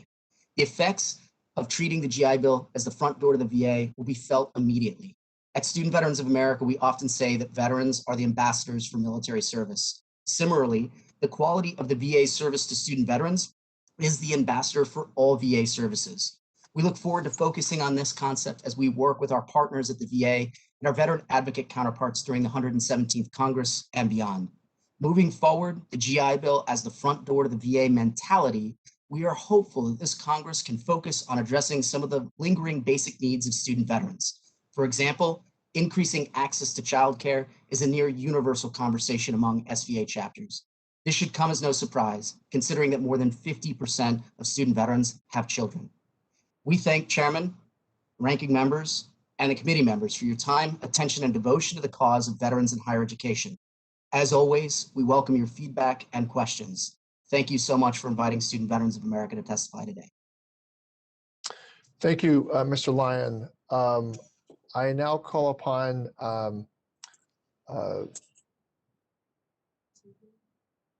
is Mr. Hilgert still here? Mr. Hilgert? Yes, sir. It sounds like your sound is working. Like we can hear you. Go ahead. You're recognized for 5 minutes. Thank you. Yeah, No, you have very generous staff. They're very helpful. Thank you. Chairman Tester, Chairman Takano, Ranking Member Moran, Ranking Member Boss, and distinguished members of the committee. My name is John Hilgert. I am the president of the National Association of State Directors of Veterans Affairs, and I serve as director of the Nebraska Department of Veterans Affairs.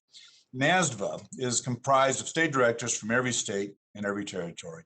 And in person, if we would have been in person, I would have been joined by John Skokos, our executive director, and also Tom Palladino, the executive director of the Texas Veterans Commission and the incoming president of our association.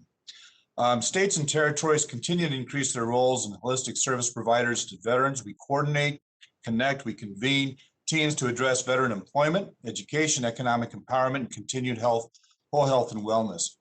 Despite constrained state budgets and the challenges of COVID-19, states collectively contribute over $10 billion each year to service in our nation's veterans and their families. NASDVA, through its member states and territories, is the single organization outside the federal VA that serves 19 million veterans. Given that, we are tasked and held accountable by our respective governors, our state boards, our commissions, who are well positioned to deliver effective and efficient and veteran-focused services. Regarding veterans' benefits and healthcare and services, we support the continued implementation of provisions of the VA Mission Act. The NASVA's priorities for the care of our veterans are consistent with those of the VA, especially in the area of behavioral health and suicide prevention. We support an all of the above strategy for healthcare delivery, which recognizes the diversity, the geography, and the demographic makeup of today's veterans. Regarding state veterans homes, the State Veterans Homes Construction Grant Program is one of the most important partnerships we have with the VA. COVID-19 has focused national attention on our state veterans homes. In Nebraska, I'm responsible for 4 state veterans homes. Given the number of state veterans homes, roughly 30% are not CMS certified. The VA may need to provide more support to state veterans homes when health measures are directed but unfunded to non-CMS homes. The VA may also consider defining a maintenance charge that covers in a state veterans homes relative to what specialty care the VA covers. And arguably, both the VA and state veterans homes have a role to provide mental health services. The challenge is delineating the cost of care associated with geriatric psychiatry. To be direct, NASVA would offer that the VA would allow mental health services to be deemed a specialty care service and not a basic service covered to be provided by the state veterans homes through their per diem allowance. This would allow the VA to provide desperately needed care resources to our veterans and state veterans homes. Additionally, the VA, with congressional support, could also consider changing the 70% service-connected disability provision for full state veterans home per diem from the to a 50% service-connected disability. This would provide a more important and immediate help for the care of our veterans in our state veterans homes.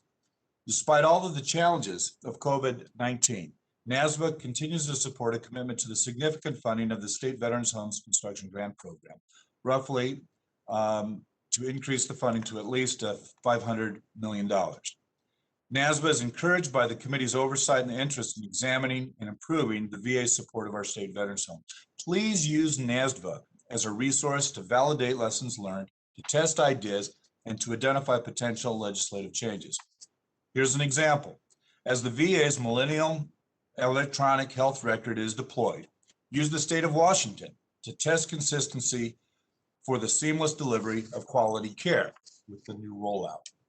Regarding veterans benefits, given the claims backlog, the number of claims on appeal, NASVA recommends serious consideration to make federal funding available to state veterans departments to assist with outreach efforts on the ground. We recommend funding and focus for VA adjudication in these claims, but beyond funding, the VA should offer more virtual training and accredited service officers.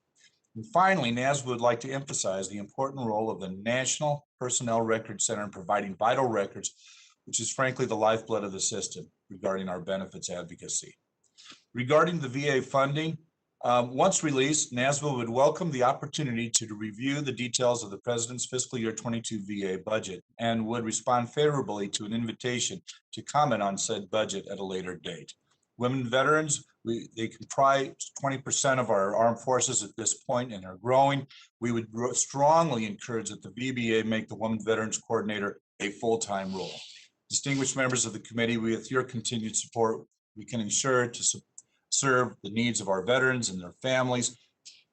Use the state directors in your respective states as resources. Reach out to us. We're here to partner and we're here to support. We are a resource. Thank you very much for your time, and be more than happy to answer any questions.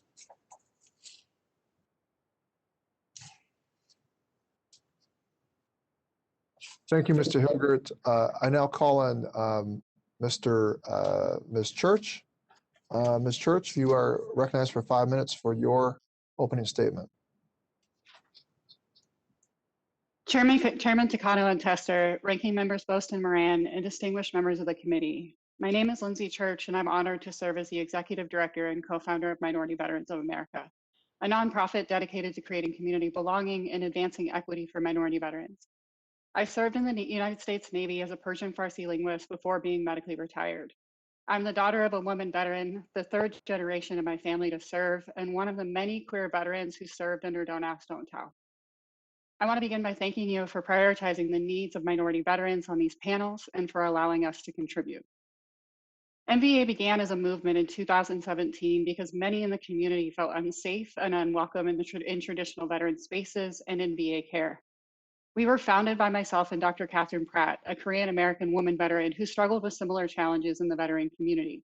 We bonded over a deep recognition that though we may not understand each other's lived experiences, we both understand what it felt like to hold marginalized identities as veterans and to feel ostracized by the community solely because of these identities. In 3 years, our community has grown to over 2,200 members across 48 states, 3 territories, and 3 countries. In our work, we proudly represent the unique needs of veterans of color, women, LGBTQ, and religious minorities. Altogether, our membership accounts for tens of thousands of years of military service. I'm here today to testify from my own personal experiences, but also, and more importantly, to advocate on behalf of the millions of minority veterans whose needs and perspectives have only just begun to be heard by your committees. The priorities we submitted echo the experiences of many minority veterans who have been excluded from or underserved through existing frameworks, whether negligently or intentionally. In an era where our military is only growing increasingly more diverse, it is imperative that veteran services keep pace with these changes in order to better serve this generation of veterans and those who will soon join our ranks. As we look to the future of veteran services, we urge the committees to consider a mindset shift and to begin examining existing and potential systems and frameworks through a lens that centers and prioritizes the minority veteran. We have found a system where a system is designed to serve the most marginalized first, it will innately and more effectively serve those that experience more privilege. Within our written testimony, we highlighted several key areas that we are internally prioritizing and which we hope to work with your office to address. There are three key areas that I want to highlight this morning during these remarks. The first, addressing economic disparities.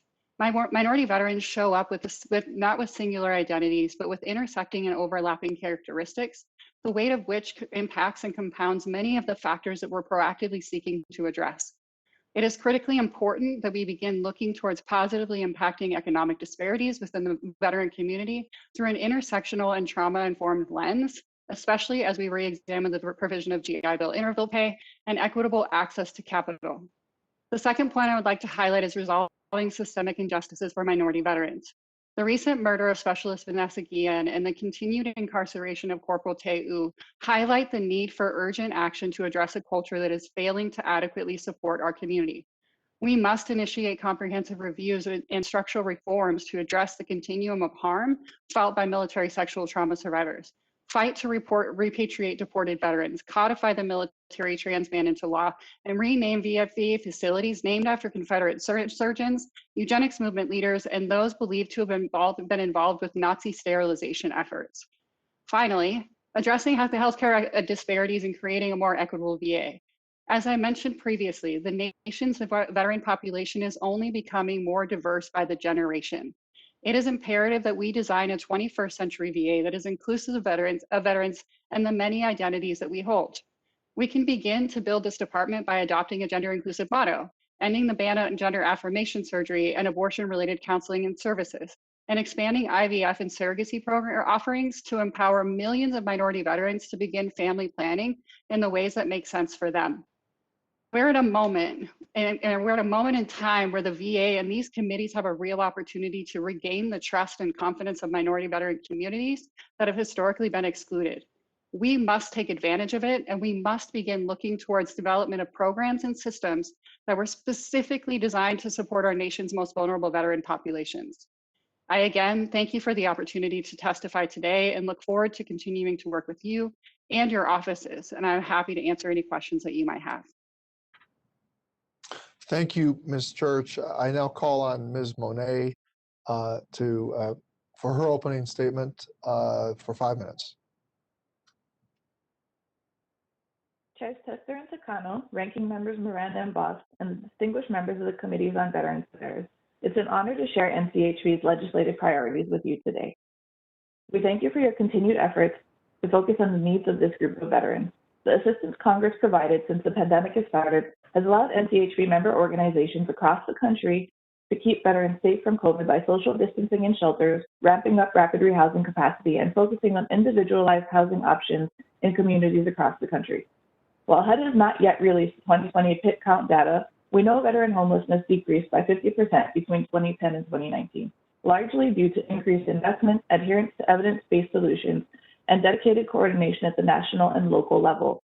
We need to double down on what we know works to end veteran homelessness while simultaneously recalibrating the system to respond to the urgent economic crisis COVID has created and inequities that certain veteran groups face. Homelessness is complex, thus a variety of tools from both inside and outside VA are required to respond to individual crises and needs. We have 4 priorities to put forth today. Priority 1 is COVID crisis response. Homelessness can make veterans more vulnerable to COVID-19. VA's reporting offers no clear way to determine how many reported patients are experiencing homelessness. Adding this data to its reporting on confirmed COVID cases and deaths like DC, New York City, and other jurisdictions do would improve risk assessments and the ability to create a comprehensive local response. VA must continue to address veteran homelessness within the greater scale of the COVID-19 response by including by creation of a national standard prioritizing testing and vaccination for veterans who are unsheltered or living in more congregate settings and all who reside there with them. We ask Congress to direct VA to utilize its humanitarian care authority during the duration of the pandemic to provide easily accessible COVID-related health and preventive care to all veterans experiencing homelessness, regardless of discharge status or time in service. Access to both has varied widely across the country. Our priority 2 is COVID recovery. NCHV supports funding increases for key programs to address veteran homelessness and an increase in the daily grant and per diem rate. As our country moves out of a crisis response phase and into a COVID recovery phase, we also need to focus on meeting the imminent needs of veterans and the creation of substantially more affordable and supportive housing. Nearly 15 million Americans have accrued over $50 billion in missed rental payments during the course of this pandemic. Veterans are among them and need to be connected to emergency rental assistance and other benefits for stability. We appreciate the inclusion of homeless veterans in the Senate substitute amendment for the American Rescue Plan, and we know that economic recovery will take time. Employment and training opportunities will be critical to ensure that people can get back on their feet, and DOL's HVRP program is a key resource for veterans who are homeless or at risk. We ask Congress to prioritize its expansion through 2023 as a part of any recovery package. My written testimony has detailed recommendations for $1.6 billion in emergency appropriations to support veterans experiencing and at risk of homelessness. Notably, this funding would allow federal partners to continue or expand essential services such as social distancing in congregate facilities, renovations to create safety, expansion of SSVS shallow subsidy program, and funding for VA case managers for unutilized HUD-VASH vouchers. Some communities are purchasing hotels and motels for conversion to supportive housing, and capital dollars paired with project-based vouchers could increase availability of affordable housing rapidly. Our priority 3 is equity. Programs to serve unhoused veterans must focus on racial and other types of equity to ensure we're not leaving anyone behind. Black veterans are vastly overrepresented in the homeless population. Native Hawaiian and Pacific Islander veterans are most likely to become homeless. Transgender veterans are 3 times more likely to experience homelessness than non-trans veterans, and women veterans are among the fastest growing groups within this population. VA needs to look at ways to foster equitable treatment of veterans who utilize homeless services. They need to work to unearth inequities in homeless adjacent systems to address the root causes. And most importantly, they need to create a space where all veterans feel comfortable accessing care.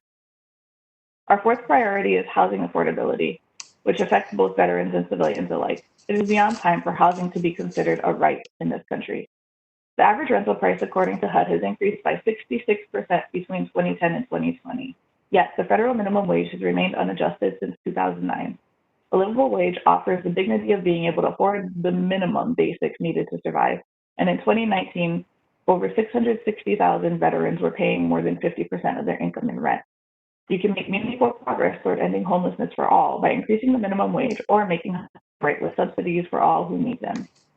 Thank you for the opportunity to speak with you today. It's a privilege to work with all of you and your staff members on ending veteran homelessness.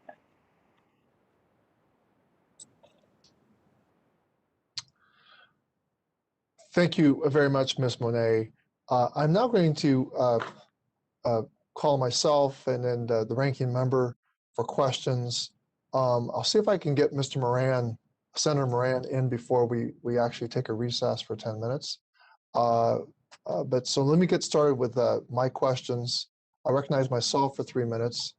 And we'll need to take a recess because the House is voting. So, Mr. Chairman, I'm here. Mr. Moran, Yes. thank you. I'm going to call myself and then Mr. Boss and then you, and then we'll take a 10-minute recess. The House is voting, so I got to give members a chance to go and vote. But it'll be a strict 10 minutes. So I'll recognize myself for 3 minutes. Mr. Lyon of SVA, as you mentioned in your testimony, it appears that VA will be ending the rounding out this summer. Do you have data on how many students take advantage of this practice? Yes, Mr. Chairman, thank you so very much for the question. Our research and data currently indicate approximately 25% of GI Bill users are impacted by this policy. Great. I support your desire for a 4th administration for economic opportunity in VA. How have education programs suffered due to the current structure of VA leadership? Yes, Mr. Chairman, I really do appreciate this question because presently VA is doing a great job. They're trying really hard, and this Congress has done a phenomenal job of instituting the right kinds of policies and in such an expedient manner that it's almost unbelievable. That all said, these gains can easily be lost without the permanent establishment of a 4th administration to ensure within the structure of the Department of Veterans Affairs that these matters are codified and paid attention to on a regular basis so that we can always ensure this level of care to our nation's student veterans. Thank you for that. Let me go to Ms. Ms. Church. Ms. Church, in your testimony, you highlight the need for access to capital for veteran and minority-owned businesses. As we work to strengthen veteran and minority-owned veteran access to capital, what do you propose Congress can do to assist with increasing access? Thank you for the question, sir. One of the greatest things that Congress can do is find programs and ways to allow minority veterans access to capital. We know there's a deep wage and wealth gap for minority veterans, specifically BIPOC veterans and LGBTQ folks specifically. So in recognition of that, finding ways to fund and set aside subsidies and programs to be able to support minority veteran entrepreneurship, as well as invest in programs and different nonprofits and organizations that are able to support minority veteran entrepreneurship and support them with their identities and everything that's included in being a minority entrepreneur. Great. We all want to continue to make VA a more inclusive and equitable place for all veterans. And as you've mentioned in your testimony, the need to address sexual harassment and investigation response procedures is of great importance. Beyond the review of programs, what else should Congress do to help change the way women and non-binary people are treated at VA facilities?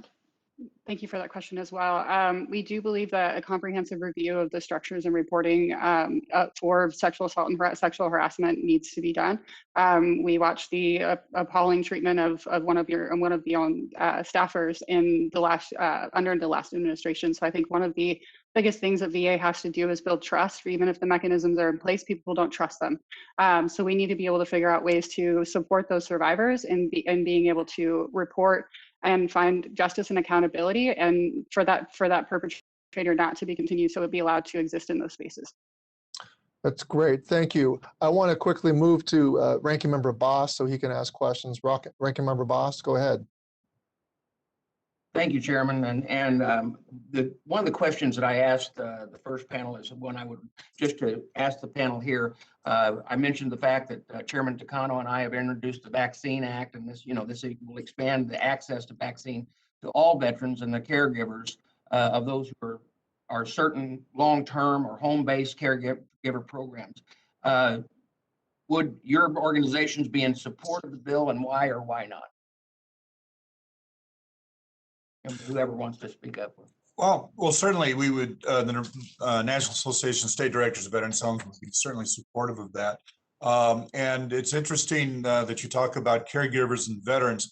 And I would reflect on perhaps a little bit more study on how veterans homes are connected to this whole system. We're built by the VA. We're funded by the VA through the per diem program. They inspect us inside and out on an annual basis and as need be basis. But yet when it comes time to vaccine for not only our members and some of their spouses that live within our homes, their caregivers, our teammates, our staff are then shifted to the non-VA sector, and through the federal program that was successful, the 3 visits, CVS, Walgreens, et cetera, that went through the nation, but we were treated as other nursing homes. So that's helpful, but point forward, it would be nice to establish a relationship with the VA that our new employees, our new admissions, our new spouse, the new people that come into the veterans homes after that initial wave could develop a relationship with the US VA that's frankly beyond their 4th mission and back into their fundamental mission of supporting our veterans. That would be welcome, sir. Well, and so I appreciate that. And another question I just want to throw out. One of my priorities is for strengthening the services for women veterans at our VA hospitals. I know, Ms. Church, that you actually responded on the sexual harassment side and everything like that, and I heard that comment. But what other areas where women are maybe being underserved need to be addressed as far as the VAs? Thank you for that question. I think one of the greatest areas of improvement that we have for women veterans is around reproductive care, whether it be access to abortion and contraceptives or to family planning. I think that the reproductive care should match where the veteran is and what they're looking for their family planning. We know that an unwanted or unplanned pregnancy can drop somebody into a cycle of poverty that they'll never recover from. So effective and safe measures of family planning are going to be the biggest area of opportunity VA has as far as women veterans go. And thank you. My time has expired. And with that, Mr. Chairman, I'll yield back. Thank you, Ranking Member Bost. Ranking Member Moran, I want to call on you before we recess. Go ahead. Thank you, Chairman, for doing that, and I'll be brief to keep you on schedule. Let me just ask all of our witnesses that any who have thoughts, let me make it specific, but it's really a broader question than it will sound. What is it that I can do as an individual member of Congress in Kansas to make sure that veterans are getting the vaccine that they need? Certainly support the concept of Representative Bost, Ranking Member Bost, in caregivers, spouses, and others. But what's missing? And how do you think the VA is doing? Are we getting this goal accomplished? Sir, I don't mind taking that. Thanks so much for the question. I think that you specifically as a member of Congress can continue what you're doing with regard to encouragement, but to also provide more access. Student Veterans of America has partnered with a bunch of our fellow veteran service organizations through what we call the Veterans Coalition and Vaccines to actually mobilize veterans to help inoculate the population. We're only as effective to getting back to normal as when we actually get shots in arms. So you as a member of Congress could help elevate that throughout veterans in your state to literally let them know that they can start volunteering to be part of this solution, sir. Thank you. Thank you. Thank you, Jared, very much. And then Senator. I'd like to add to that. I'm going to let you or Catherine, you're up, sorry.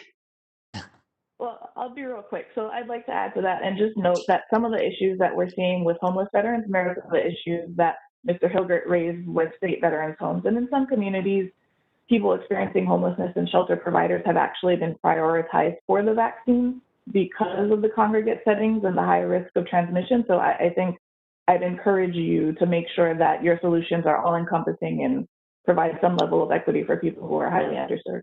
Catherine, thank you for the reminder. When I last visited a vaccine site at the Topeka VA, the Comer O'Neill VA, I did ask the question, how are we taking care of homeless veterans in this area? And I'll continue to do that. Thank you. Sir, if I might add as well, one of the things that I think is very important as we talk about vaccine distribution is equitability and meeting folks where they are. We know that that there's been a disproportionate, specifically by race, distribution of vaccines. So for us, it's a deep concern, echoing Catherine's remarks about veterans experiencing homelessness and ensuring that those folks are getting vaccinated first because they're the ones that are more likely to be around other folks. Additionally, working with tribal, I know that there's a lot of folks within your community that live on indigenous populations or lands, and ensuring that those folks who have low access to care in general have greater access to vaccines because they've been hit the hardest. So I think the biggest thing that you can do, sir, to be a champion for vaccines when it comes to veterans is really ensuring that you're hitting those populations that are, one, more likely to be contracting COVID, and two, less likely to have access to healthcare. Thank you for the reminder, and thank you for caring for all veterans. Senator Moran, thank you for your questions, and thank you for your forbearance with us in the House. I'm going to declare a 10-minute recess, upon which we will return and Mr. Mervan will begin the questioning. And panelists, I apologize, but we do have to go and vote. So a 10-minute recess, and we'll be back in 10 minutes.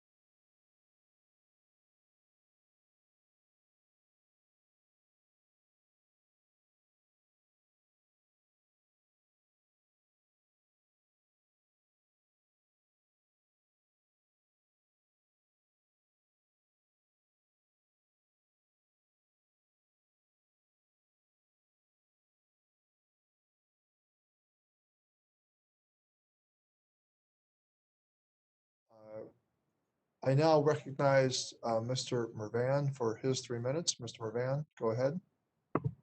Thank you very much, and I thank you, Chairman Takano. I appreciate everyone's patience, and I appreciate all that you do for veterans, and we want to welcome you to the Veteran Affairs Committee today. My question has to do with the digital divide. Recently, there's been a lot of coverage about the digital divide, specifically the lack of broadband internet, especially in rural America and older urban America, and how it has disadvantaged people who live in those communities. My subcommittee, the Subcommittee on Technology and Modernization, is planning on taking a comprehensive look at the digital divide and how the VA is working to bridge it. Ms. Church, or anyone, can you talk about how the digital divide or lack of access to the internet and technology impacts minority communities, even those in urban areas? And do you have thoughts on ways the VA can address these gaps? Thank you so much for the question. And the digital divide has in a world in which we turned everything digital, including our healthcare, our schools, our work, internet has become more than just it's a staple of society anymore. It's a utility. And we're seeing the boundaries and limits of that being tested every single day. In communities that have lower socioeconomic status, it's more often that the broadband itself is actually poor.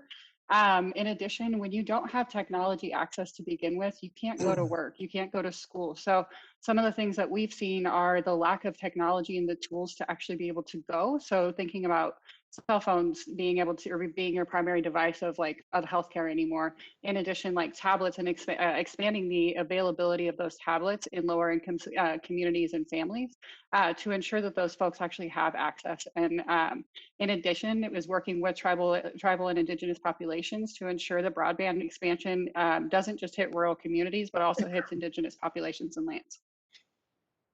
Well, thank you very much. One of my follow-up questions that I wanted to ask is, when we talk about veterans getting vaccinated, very often throughout the certain states, there are VSO organizations that the VA is doing off-site vaccinations, going to the people. I wonder what your thoughts were on that, and if any of you've had examples of that going on within your organizations. Sir, I don't mind taking that one. This is Jared Line with Student Veterans of America. We have we've helped form a coalition with a variety of veteran serving organizations led by the efforts and disaster recovery of Team Rubicon and their CEO, Jake Wood. We're bringing veterans together to help not only reach veterans, but really all Americans that might be outside of traditional vaccination sites, as well as staffing those sites with volunteers that can do everything leading up to the actual inoculation being provided into somebody's arm. Thank you, Jared. Thank all of you. I yield back. Thank you, Mr. Mervan. What I'm going to do is, I know that we have Miller Meeks. I'm glad to see you back, Dr. Meeks. You're not obligated to ask the questions of the Blinded Veterans Association, but I'm very pleased you're back. So I'm going to recognize you for your 3 minutes. And Mr. Mervan, just so you know, I'm going to probably go for a second round of questions. So members that are still here, if you want to ask another round, but I'm going to recognize you for 3 minutes, Dr. Miller Meeks. Thank you very much, Chair Takano and Chair Tester, and thank you for putting me on the spot, Chair Takano. I am an ophthalmologist, and I was very interested in reading the testimony from Mr. Sampier. I'm probably mispronouncing it, so I apologize.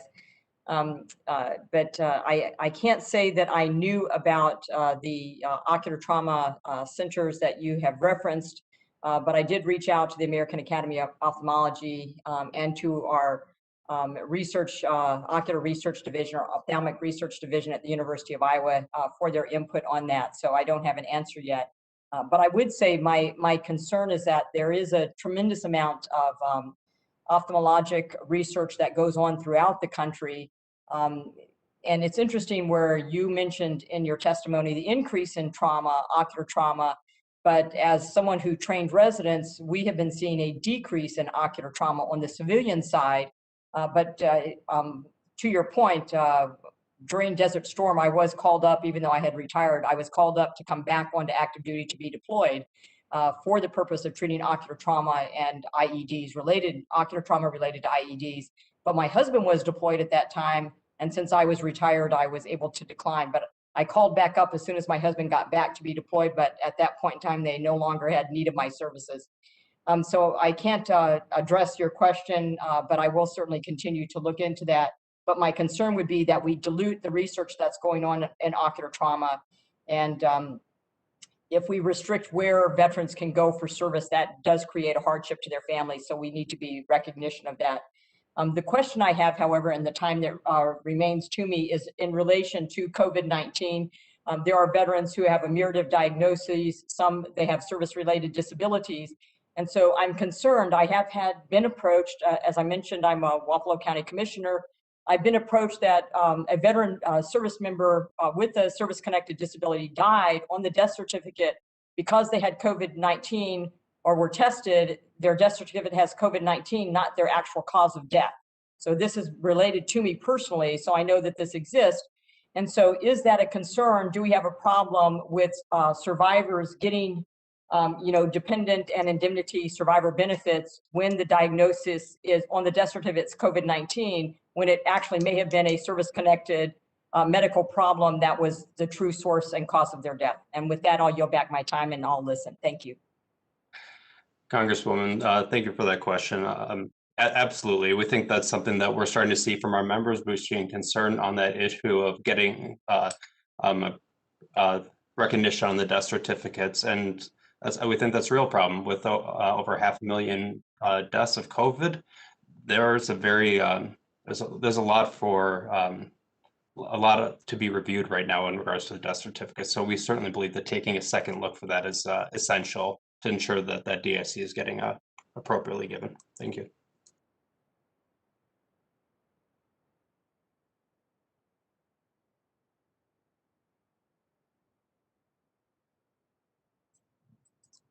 I minimize my screen. Here goes. So thank you, Dr. Miller Meeks. I'm going to be, and Mr. Mervan, we'll be doing a second round of questions. And I'll recognize myself for 3 minutes for the second round. Mr. Zampieri, the Blinded Veterans Association is asking Congress, VA, and DOD to request the Assistant Secretary for Health Affairs to work with the United Kingdom to, quote, provide funding for joint ocular trauma task group that was established in a mutual formal agreement in September 2020.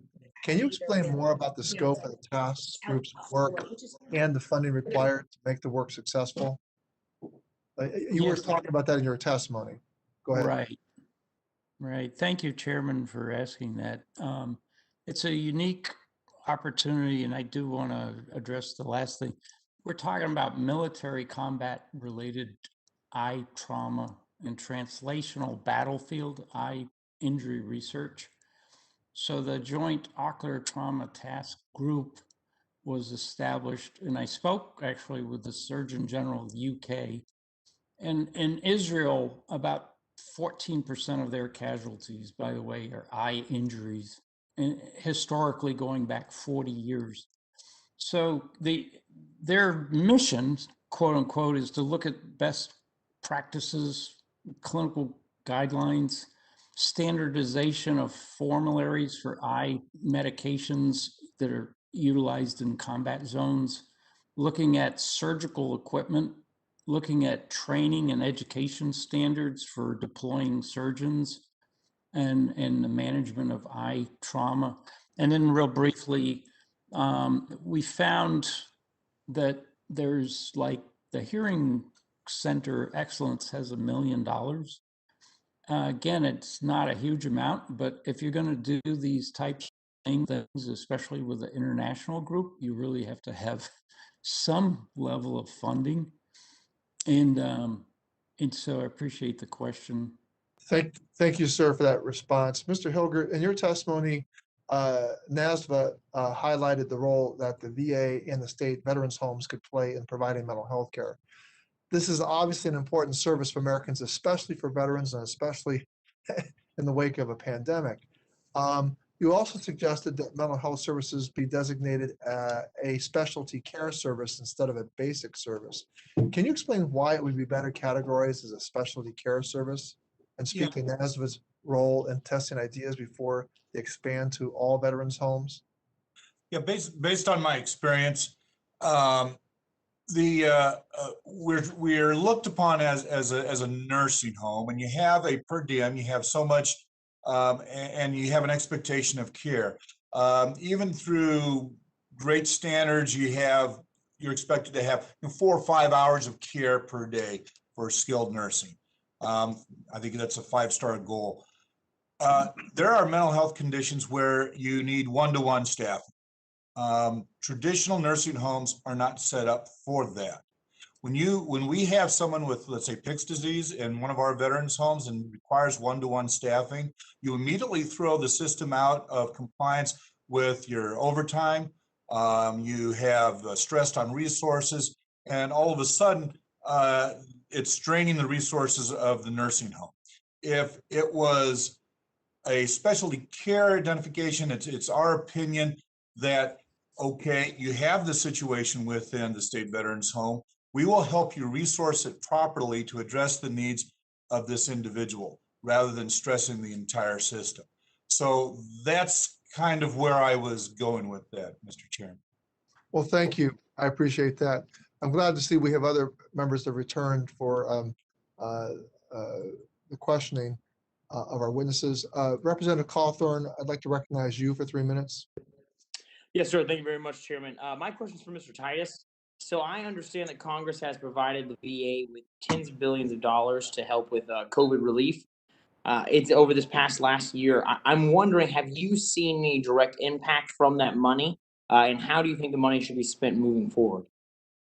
I'll say, Congressman, thank you for that question. So looking at how VA has spent that money, we certainly see an impact and the way that the VA has been able to use it with the expansion of their workforce, getting ready to respond to the pandemic, providing some of the backbone that's necessary to help vaccinate our veterans and our caregivers. And along with that level of money, what we think is important also to ensure continuing oversight, because what we believe is that when we get vaccines in arms, our work on the necessity to follow up from COVID isn't done.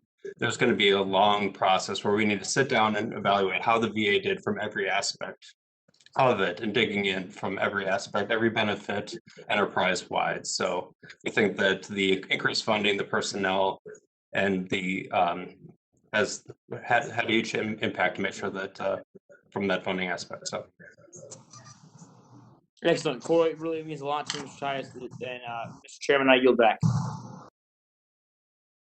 All right, thank you, Mr. Cawthorn, for returning after the break and presenting your questions. Mr. Lamb, I recognize you for 3 minutes. Thank you, Mr. Chairman, and I appreciate all the witnesses as well hanging around for us. I won't really get a chance to question all of you in these 3 minutes, so I'm going to try to focus this for MOA and the student veterans. I believe in the wake of January 6th, there's a very Mr. Lamb, hold on for a second. You're breaking up. Just role to play for all that to Mr. police Lamb. our own and really talk about what the oath means.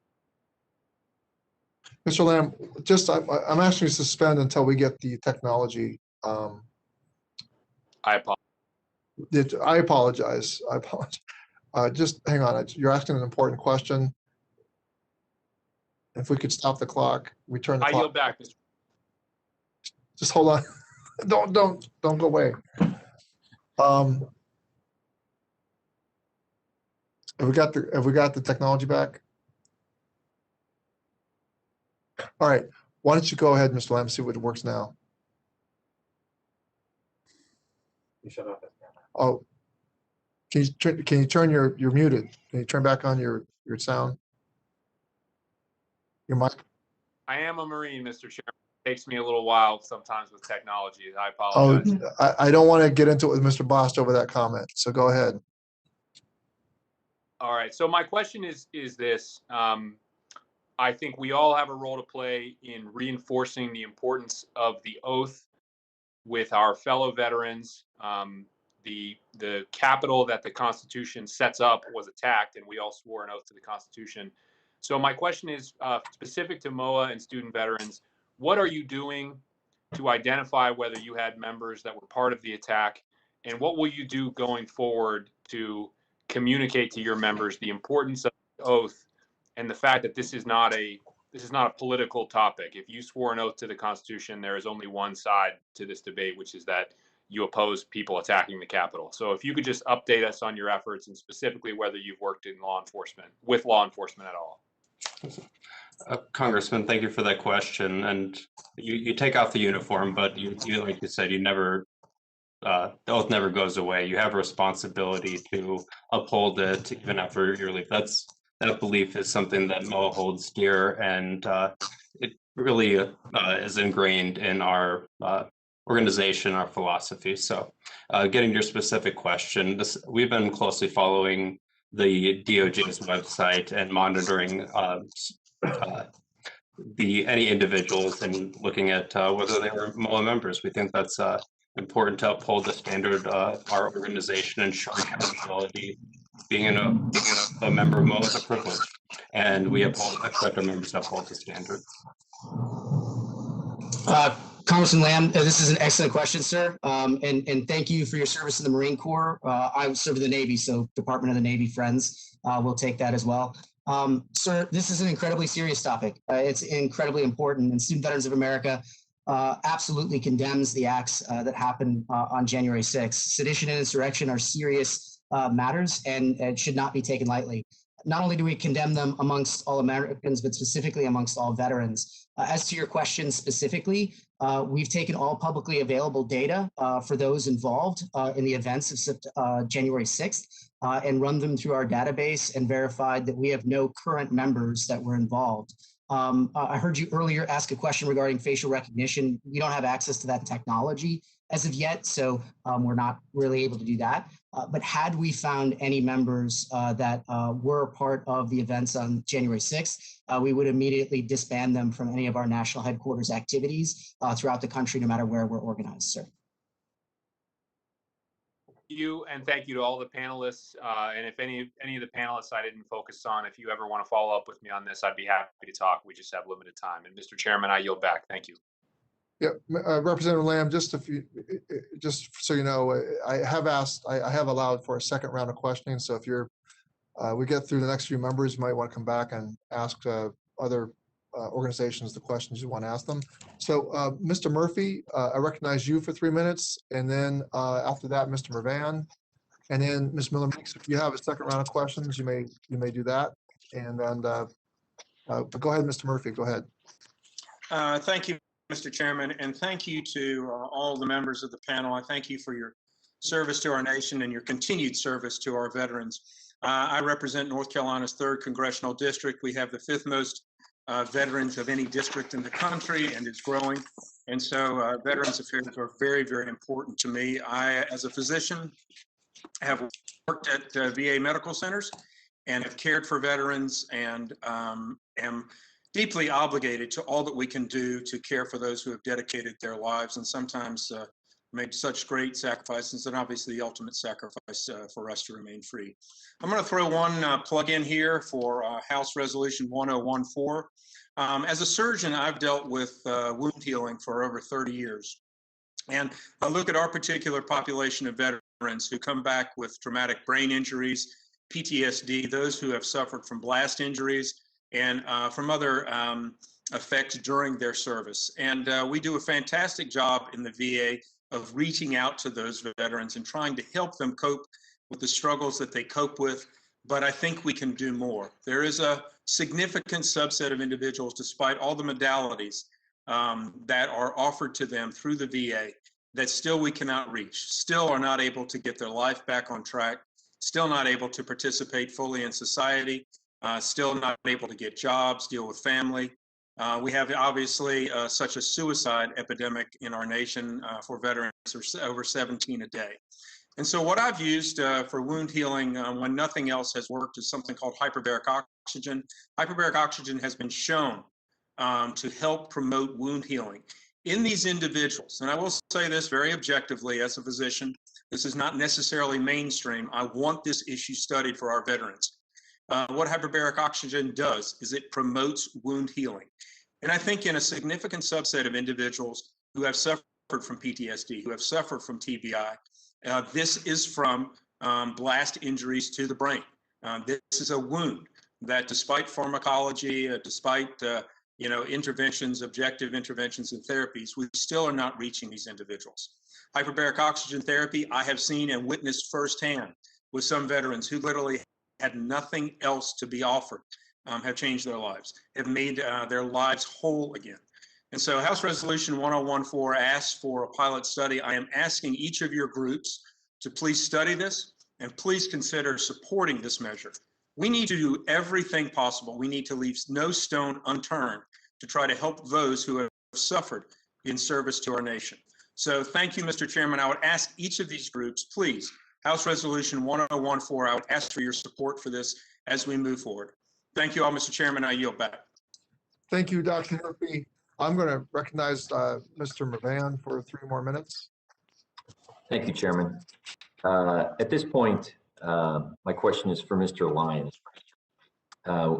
In your proposal or in your statement, you had said the GI Bill is the front door for the VA.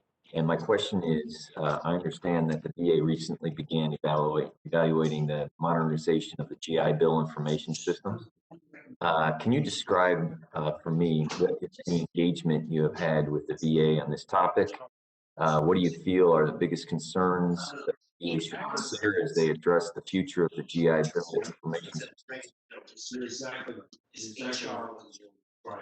So thank you very much. Sure. Can we just hold on for a second until we can straighten out what this all right, go ahead, proceed, Mr. Lyons. Thank you, sir, very much for the question. When we think about VA IT modernization, these are things that frankly should have been done and addressed a long time ago. With regard to direct interaction with VA leadership, it's actually been strong. VA is committed to trying to resolve this issue. The support that they can ultimately receive is the ability to ensure that funds that are allocated get actually used for the right reasons. Because broadly, this notion of the VA having an idea or embodying an idea that the GI Bill is the front door to the VA, it helps people sort of understand that the VA does not reach all veterans and is chronically having the challenge to be able to do that. And we find that nearly 60% of the transitioning force is in a college classroom within 7 months of separating from active duty, utilizing the GI Bill. Frankly, it's the first and in some cases the only interaction that they'll have with the VA. When IT systems are not caught up to modern times to be able to process those benefits and provide a good experience on the front end, the veteran is left with a mistrust of the VA due to that interaction. And then down the road, when the veteran may have an issue, be that emotionally, physically, regarding their mental health, they might not necessarily think to reach out to the VA. Further, if they have the relationship with the VA through the GI Bill, through IT modernization, the VA could actually explain to recently transitioned veterans all of the benefits that they may be eligible for in the entirety of the VA ecosystem. The VA has a lot that we can provide. By treating the GI Bill as the front door, we can actually access and make newly transitioned veterans aware of all that the VA has to offer and truly provide that care to our veterans for life. Thank you, sir.